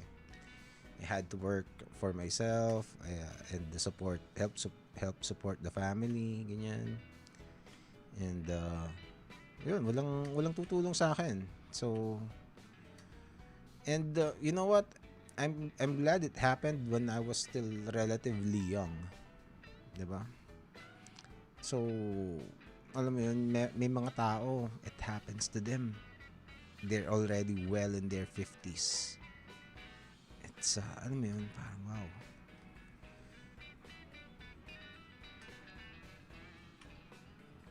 Ang hirap nun, 'di ba? Merong iba na ano eh, parang yun nga, hindi may mga kakilala ako biglang nawala ng bahay, ganyan. Biglang basta mga hindi magandang pangyayari bigla na caught them off guard. And well, may silver lining. Although some of them parang naging resentful, but can you do? Kanya-kanyang ano. If you're gonna be resentful, kasi yung iba parang, ay, sinisi yung magulang nila kasi ganyan ang ginawa mo. Diba? Which, kala mo naman may tutulong yun.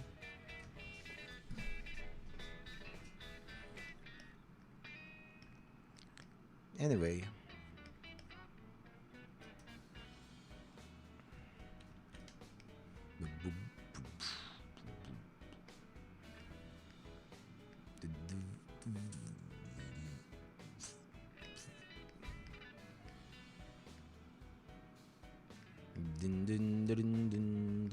Teka. Ano pa yung kasunod?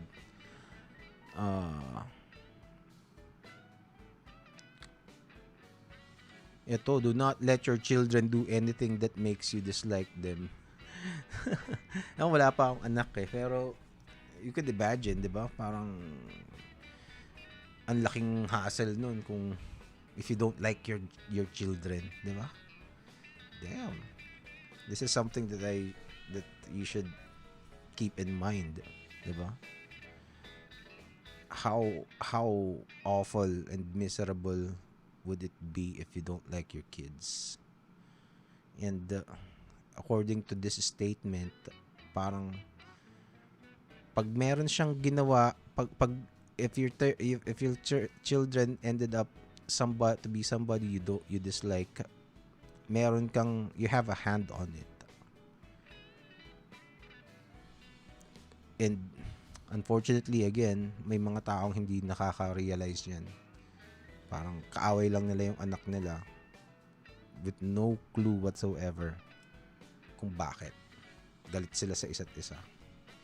And what's terrible is sometimes patay na yung magulang nila for many years. Galit pa rin yung mga anak. And alam mo yun, I don't want to judge anyone, but that sucks. Anyway, eto, set your house in order before you criticize the world. Yan yung sinabi ko kanina. So, kumbaga, linisin mo muna yung bakuran mo bago ka magtingin sa ibang bakuran. Basically, yun. Okay. 7. Pursue what is meaningful, not what is expedient. Yan. Meaningful. So, and most of the time, something that is meaningful would be hard. Hindi madali. Okay? So, hindi siya and most of the time, what's expedient is quite easy. And if it's too easy, you put very little value on that. Okay? So, if let's say, ano bang analogy? I don't know, a piece of candy na binili mo lang. Unlike kung ikaw yung gumawa ng, let's say, cake. Diba?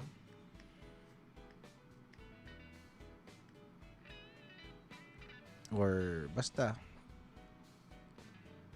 something that's meaningful would require effort from you.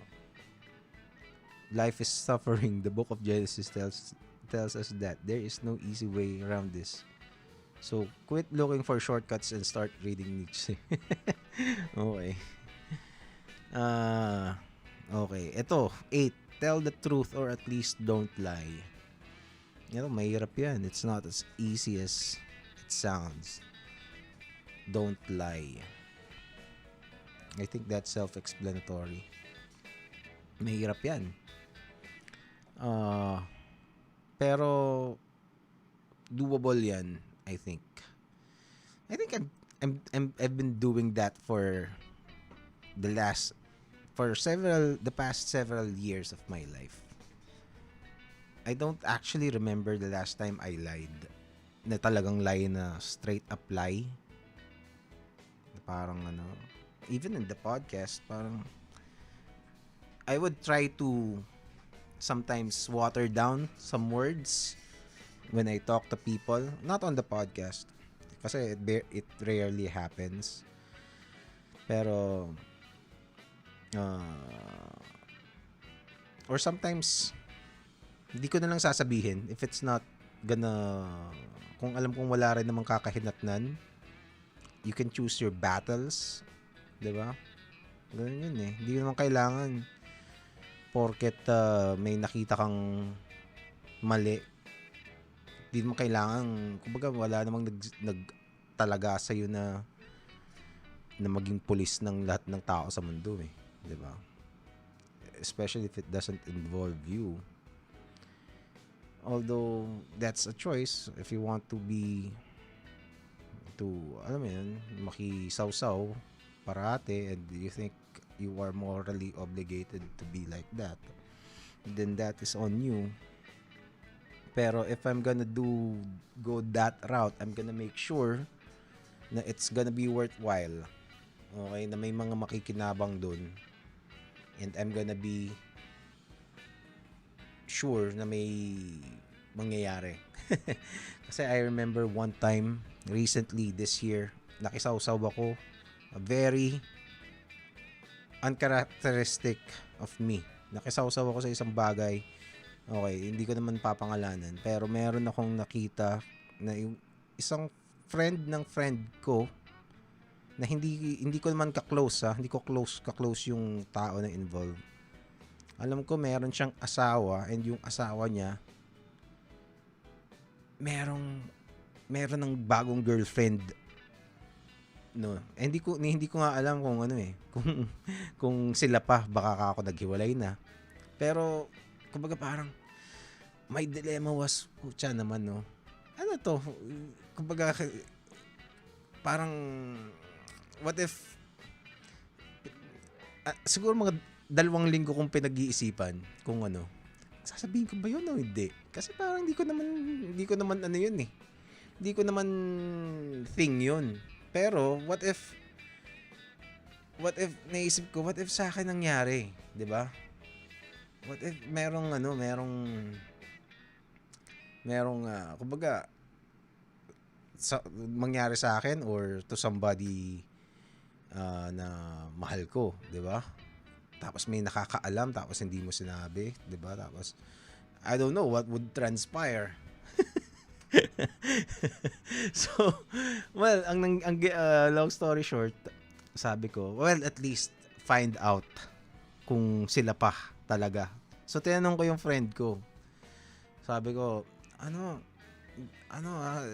basta very awkward pa yung yung approach ko. Pero yung friend ko na to, medyo ka-close ko naman. Ka-close ko naman actually. Pero hindi ko siya, yung friend niya, hindi ko siya ka-close. Nakikita-kita ko lang yun. Alam ko lang na friend niya. Na friend siya nung friend ko. And they were tight. Kasi college friends sila. And, yun, na eventually, siya na yung nagsabi na ganun. Na hindi niya na sinabi na ako yung nagsabi. Pero at least ngayon, it freed her. Na parang, wow. Kasi umaasa-asa pa pala siya. And then when she finally kasi tamang hinala na rin eh. Tamang hinala na rin siya na baka ganun na nga. And then wala akong balita ngayon, pero from what I heard dun sa mga nangyari from that last time I checked, ano siya, parang nakipaghiwalay, kumbaga hindi na siya aasa. And yun, maybe she was waiting na lang for that, na malaman niya yun. And I don't know, but then again, it's alam mo yun. Bakit ako nakikialam dito? Pero I think the yung kinahinatnan was for the better. And I don't know, hopefully yun nga.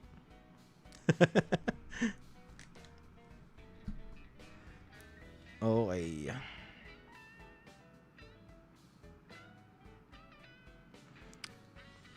Uy, Phantom Animations.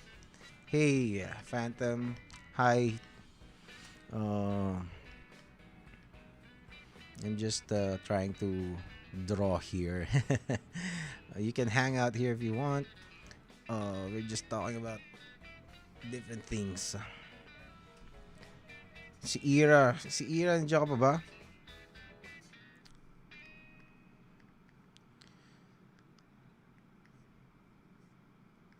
Okay, I've been working very, very slow.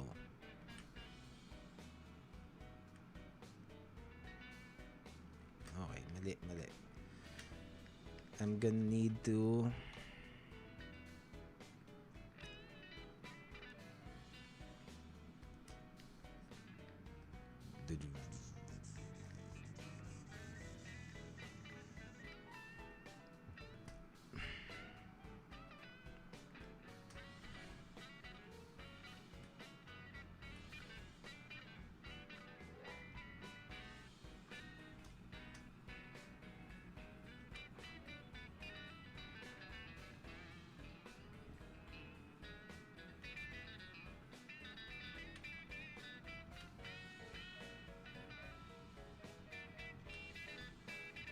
Okay, so this is the abs.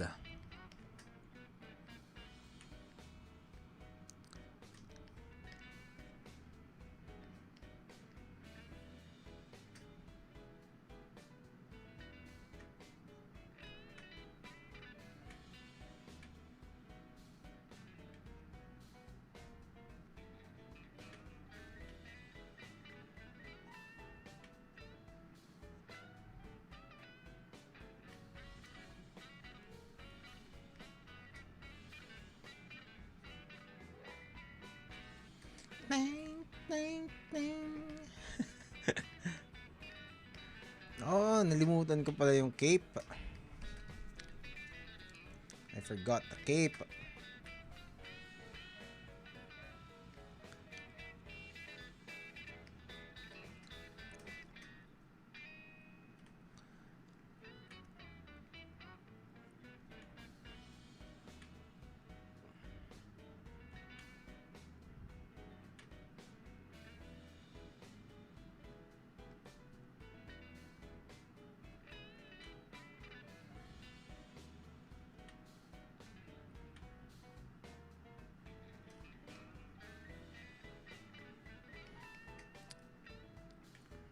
Okay.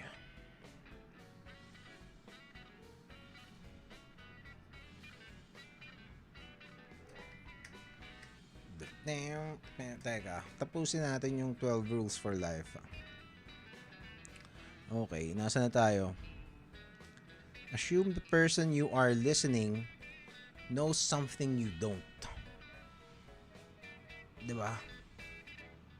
I think that's self-explanatory as well. Parang have humility. And kumbaga wag mong, no matter who that person na kausap mo. And actually these are things that I apply when I host the podcast. It's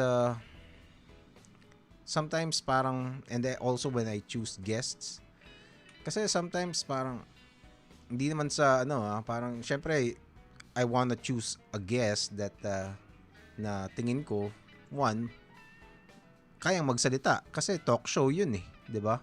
So I'm gonna syempre may mga obvious na mga magaling talaga like si Xiao Chua, 'di ba? Si professor yun eh and you've seen him. Si Nalord, 'di ba? Pero may mga especially sa mga artists parang I need to choose somebody na medyo alam kong kayang kumbaga una hindi mahihiya tapos kumbaga kayang makipagkwentuhan, 'di ba? And I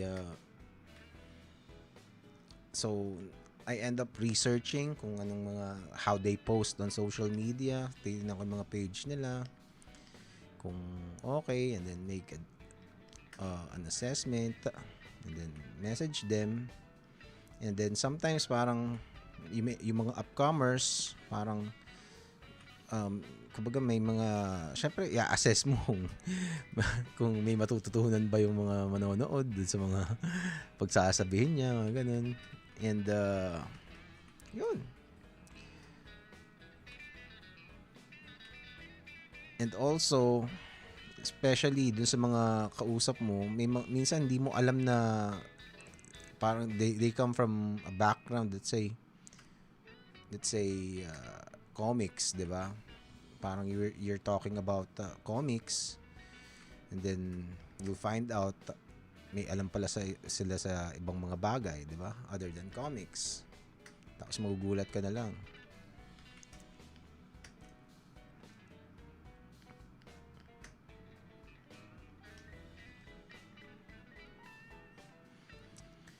I don't know if this is correct. Let's check the model. Okay. This is okay, pero this one is not correct.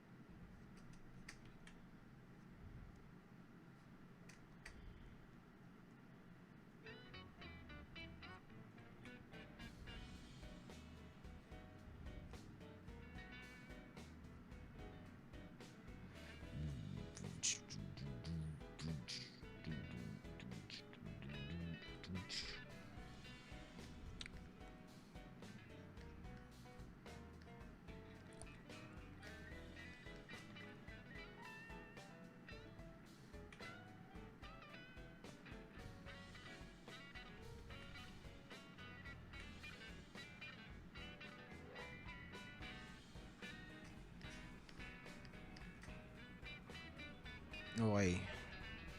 Tuloy natin para matapos na. Ito, number 10, be precise in your speech. Yeah, this is one skill that I really tried to hone when I decided to do the podcast. Kasi sometimes and then until now, alam mo yun, I'm still trying very hard to be precise. Kaya sometimes you would see me stumbling with words. Nahanap ko talaga kung ano yung pinaka magandang way of saying an idea. And kung titingnan mo yung mga luma akong episodes, makikita mo struggle talaga eh. And right now, I think buti naman na I'm able to express myself a lot better.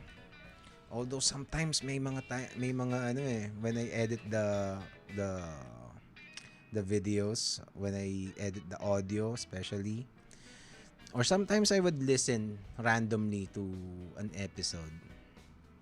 And even though I still cringe hearing my own voice, parang may minsan may mga points sa conversation na makikita ko hindi ko na i-express ng maayos yung punto na gusto kong sabihin.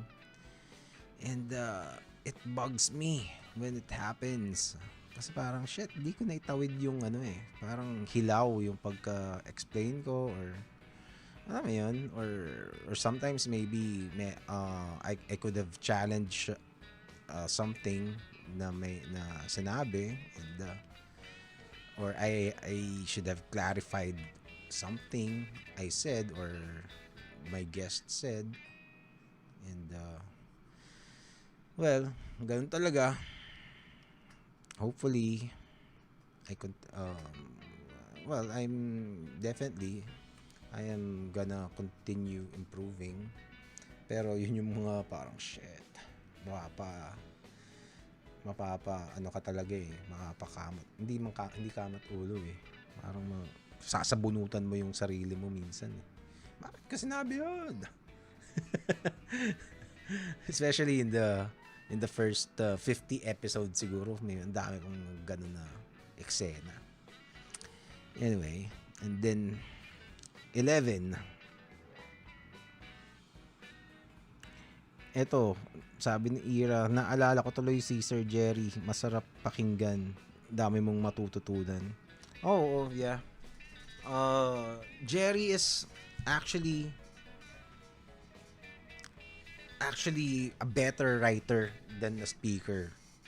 Pag pag nagsulat siya, mas Although siguro while vlogging, he also developed eventually some speaking skills. Kasi Jerry is really an introvert. Introvert talaga yun. If you don't know, siya yung isa siya sa mga tinutukoy ko na mentor ko, kasi I was part of his komikero group way back in 2003. Jerry parang founded this Laguna-based artist group called Komikero. So, aside from coining the term Komikero,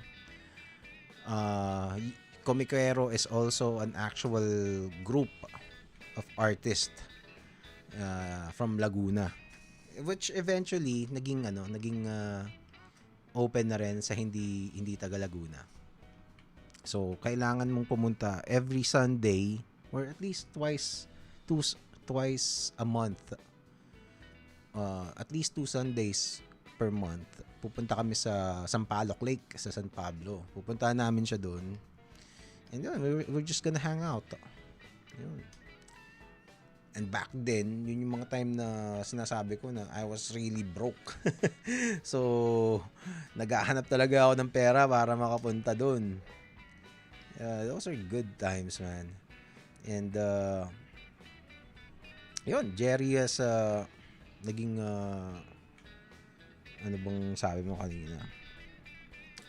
Madami ka talagang matututunan.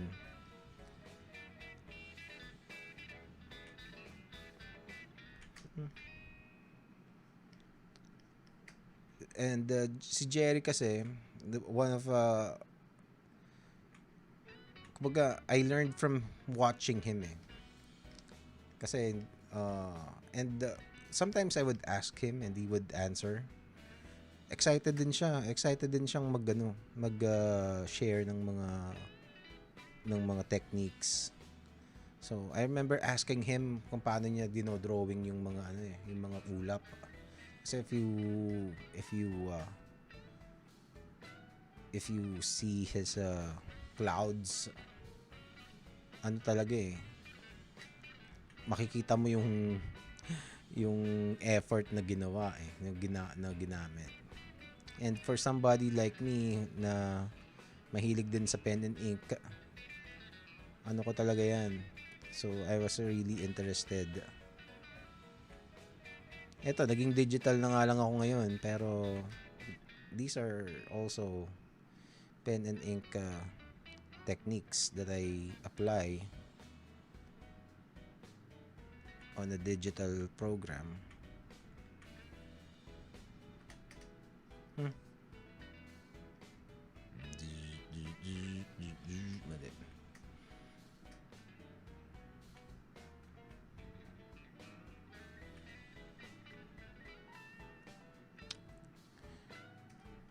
Ira, have you seen the ano? Have you seen the Justice League Snyder Cut uh, trailer? Ano masasabi mo? And also the other guy watching. What do you think of the Snyder Cut trailer? Justice League. Since we're doing Superman.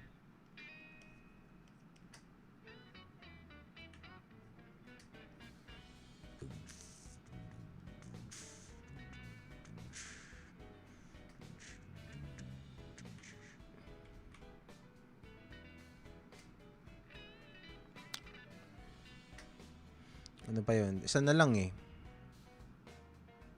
Don't bother the children while they are skateboarding. Number 11. Siguro parang sinasabi, huwag kang epal. Ano bang ibig sabihin niya dito?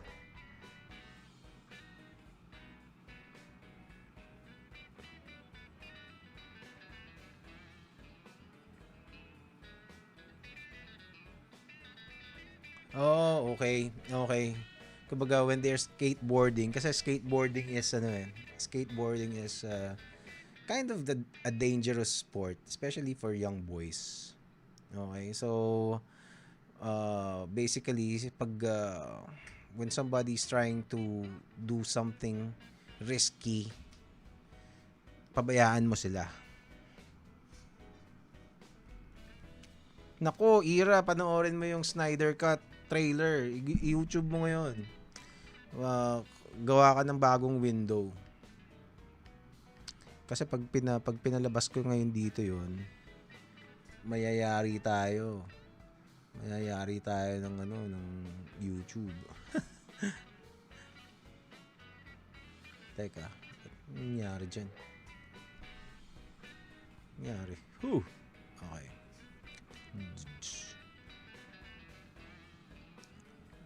Teka lang, ha?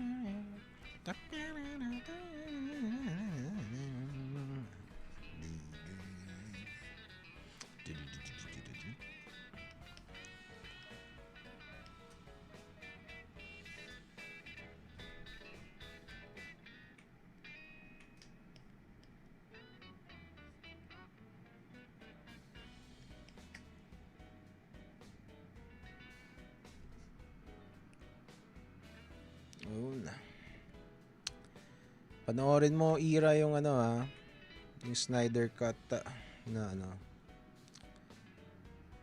trailer. Ang pangit ni ni pangalan nito, ni Darkseid eh. Alam ko si Darkseid yun eh. Teka, panoorin nga natin kahit ano lang. Eto. Oops. Okay. Alam ko si Darkseid yun eh. Pero, ewan ko, I can't take that Darkseid seriously. Pero the rest are okay.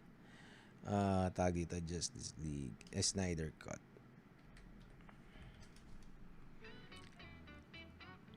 Eto oh. Seryoso ka ba? Ganyan itsura ni Darkseid?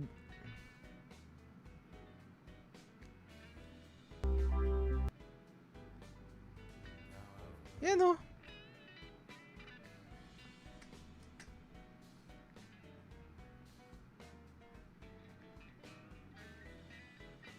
Di ba? Mukhang ang bakit na pagka CGI? Di ba? Si Darkseid ba yan? Baka naman di si Darkseid yan. Pero the rest, okay. Okay, balik na tayo. Mayayari tayo. Copyright strike na yan. Pag ganun pa lang.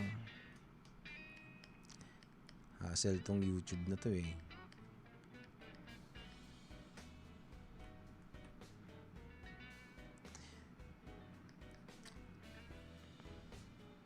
And speaking of copyright strike, Ucha, walang yung Tulfo.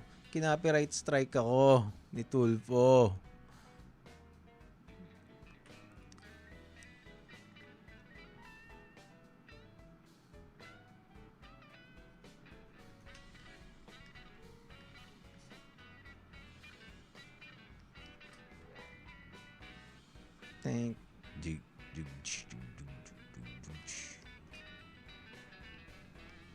Okay, tapusin natin yung eto. Rule number 12. Pet a cat when you encounter one in the street. Probably painfully, so just make the best of what you've got. If you see a cat, kumbaga parang just be stop and smell the roses, the flowers once in a while. I think yun lang.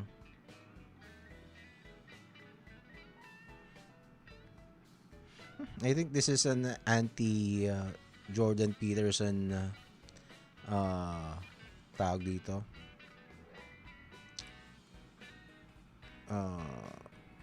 Kasi The Guardian, ano yan eh, liberal, mga ano yan eh, dahil mga SJWs dyan.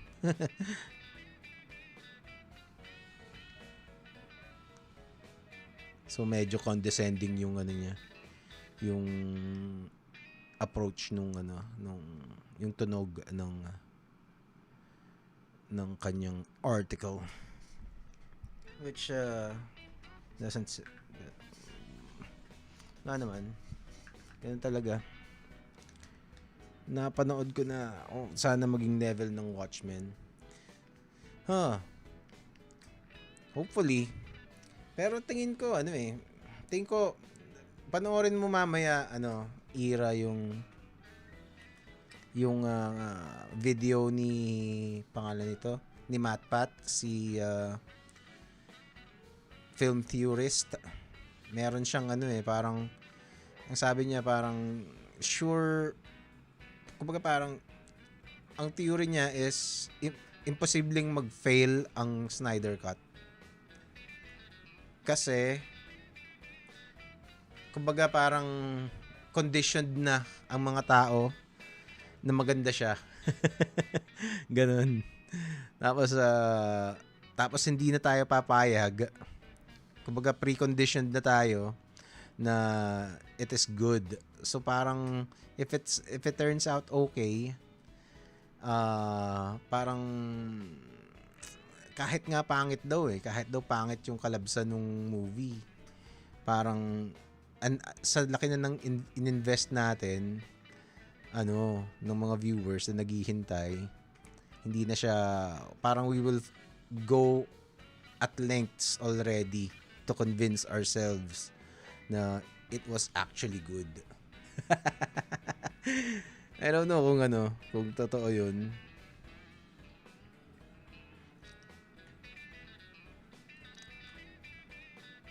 Kaya mo naalala ang Watchmen. Alam mo bakit, Ira? Kasi yung soundtrack di ba? Yan yung tugtog dun sa kay Silk Spectre tsaka kay Night Owl. Kaya siguro naalala mo yung Watchmen.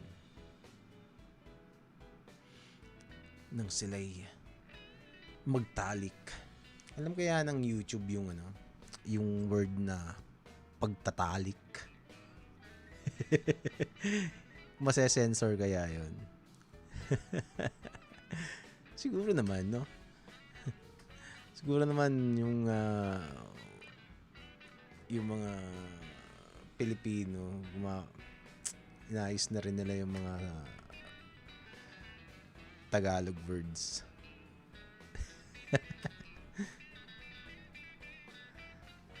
Oh, man!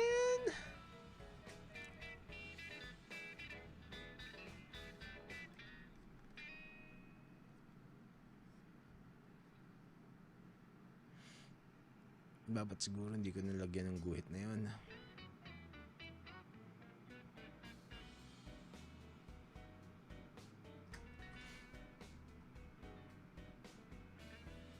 Oo, wag na to.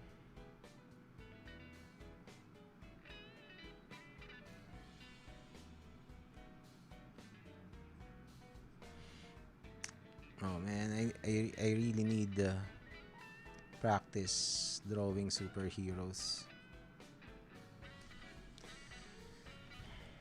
Sa bagay, hindi naman talaga kasi ako mahilig mag-drawing ng superheroes eh. Yung mga comics ko, hindi talaga sila superheroes.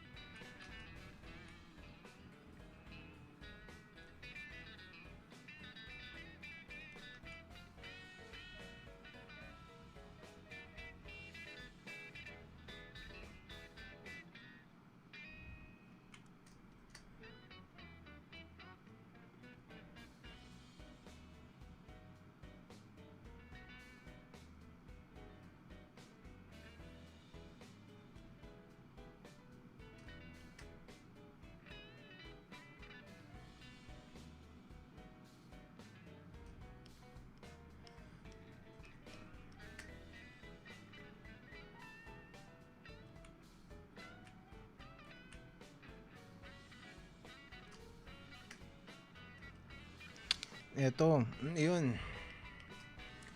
Si Bitoy na-invite ko na. Kaso, hindi nakikita yung Hindi nakikita yung Instagram message ko eh. Siguro kung maybe I could ask some people na next time I'll ask the viewers na mag-comment. kay Bitoy. Pero yeah, one day magiging guest ko yan si Bitoy. The thing with inviting guests ngayon, mas mahirap na especially for small podcasts like ours kasi madami nang nagpa-podcast ngayon eh na mga sikat. So it's okay, ganun talaga eh. Pero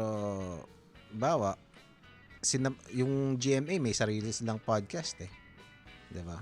So parang unlike dati, ako lang halos yung may video na podcast.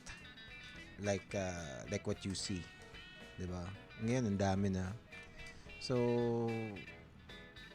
it's a little harder than before. But that's all right.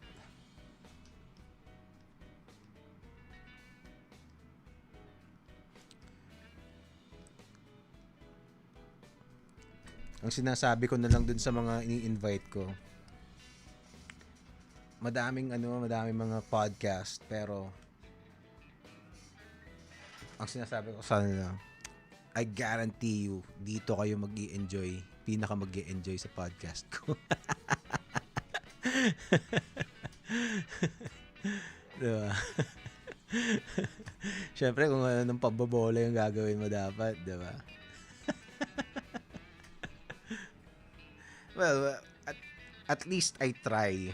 At least, sinasabi ko yun kasi I really try na goal ko yun na pagkatapos nila ng podcast, ng lahat ng mga lahat ng mga naging guest ko pagkatapos ng episode, masaya sila, kumbaga. Mas masaya lalo kasi dati nung live pa. Doon talaga ang saya. Makikita mo talaga yung mukha nung guest na nagre-radiate. Nakita mo yung high. High na high, may high talaga eh. Yung pagkatapos ng podcast, parang wow, that was awesome. Parang ganun. And dito sa Zoom era kasi medyo meron pa rin. I don't know with my guests pero mas mas iba yung pakiramdam talaga nung live na magkaharap. It's really something else.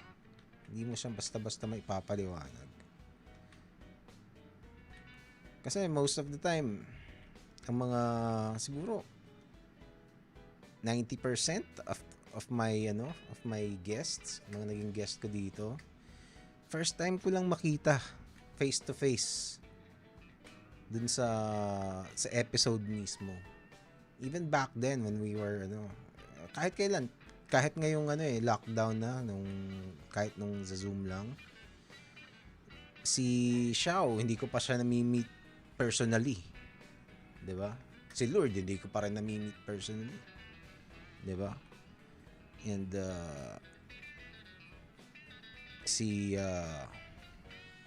yung mga artist na nami-meet ko 'yon, pero hindi ko man sila ka-close talaga, 'di ba? Parang nakikita mo lang sa conventions, sa ganyan. Except kay Miko kasi kumpare ko talaga 'yon. So si Randy, yan medyo nakakakwentuhan ko na yan dati. Sino ba? Well, yung ibang mga friends ko. Madami-dami rin naman. So si Carlo, yan. Nakakausap ko na yan dati pa. Pero sina budget, acquaintances lang naman kami noon. Tapos si Ian, hindi ko naman, first time ko siyang nakilala. Well, I got to meet him sa Comic-Con last year. November Comic-Con. So, yun. I was able to introduce myself. And i-invite ko sana siya ng personal. Kaso, during that time, kasi nasa Denmark nga sila, di ba? So, limited lang yung oras nila sa Pilipinas.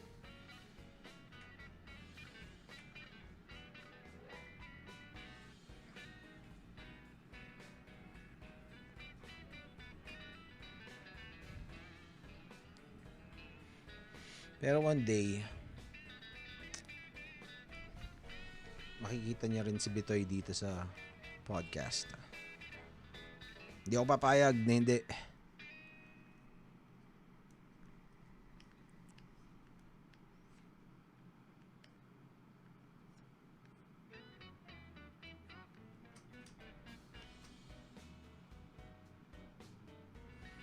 Kasi si Bitoy, artist din talaga yun eh. And actually, kasabayan ni na Jerry yun sa tumatambay siya sa sa pangalan ito doon kay Will Sportasio dati sa Learn. Basta kailangan maging guest ko si Will Sportasio eh. Medyo nahihirapan akong i-invite si Will Sportasio. I'm gonna try again soon. Kasi nung okay na sana si Will Sportasio. Yun nga lang, naging uso nga kasi yung yung live stream. So, madaming mga artist ang naggagawa ng sarili ng live streams. So, yung iba syempre, yung mga usually mga kilala na rin yung yung mga pinupuntahan nila. So, sina Jim Lee, mga ganun. Paano na, kumbaga parang medyo tayo, na bump tayo sa hindi VIP. Which is fine. Okay lang naman yun. Kirby. Sino si Kirby? Hindi ko kilala yun, men. Sinong Kirby?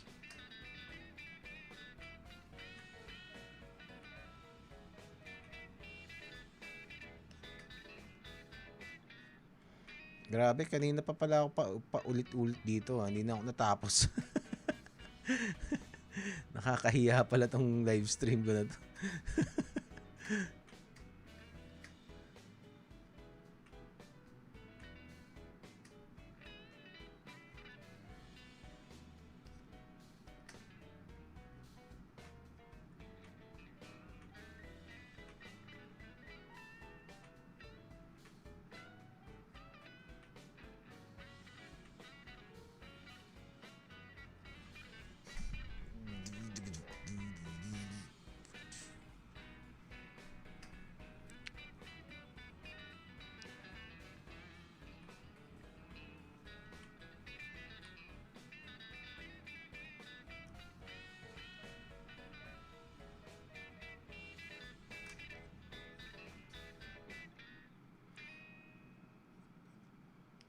Mamaya natin i-render.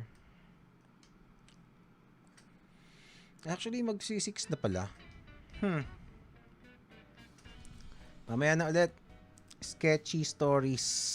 Oy, hindi ko pa kilala yan. Teka, check natin. Sketchy Stories. Meron akong YouTuber ba yan?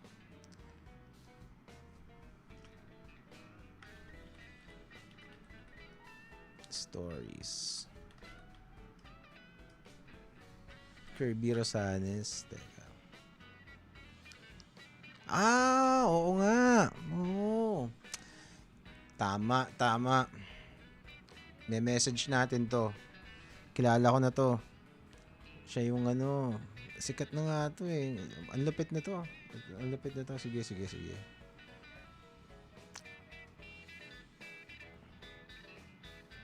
Eto, si Drew Binsky. Pwede ko rin to eh.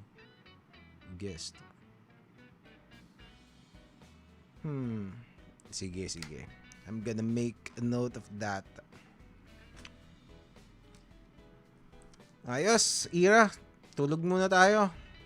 Okay. Di pa ako natutulog eh. I'm gonna try to do this usually ganitong oras. Tapos kung gusto mo, pwede ka pang tumawag para mag-uusap na lang tayo dito, 'di ba? Para may kasama ako. And I don't know, maybe I'd ask I'm sure plenty of other artists are working at this time of the day. 12 to 6 prime time for drawing yan for a lot of artists, illustrators, people who work in the creative industry. Ewan ko, baka nga ikaw nagdo-drawing ka rin eh. 'Di ba? So, Ira. So, kung nagdo-drawing ka rin, nag-artist ka rin, message mo sa akin sa sa Facebook yung yung page mo para ma-shoutout naman kita. Okay? Teka. Isang braso, gaano ako katagal ano nito? Anak ng... Pero okay lang din. Dami ko namang nakwento. Actually, gusto ko lang talagang magsalita. O, sige. Paalam. Magandang umaga. Magandang gabi. Alright. Powerful Comics Man Podcast.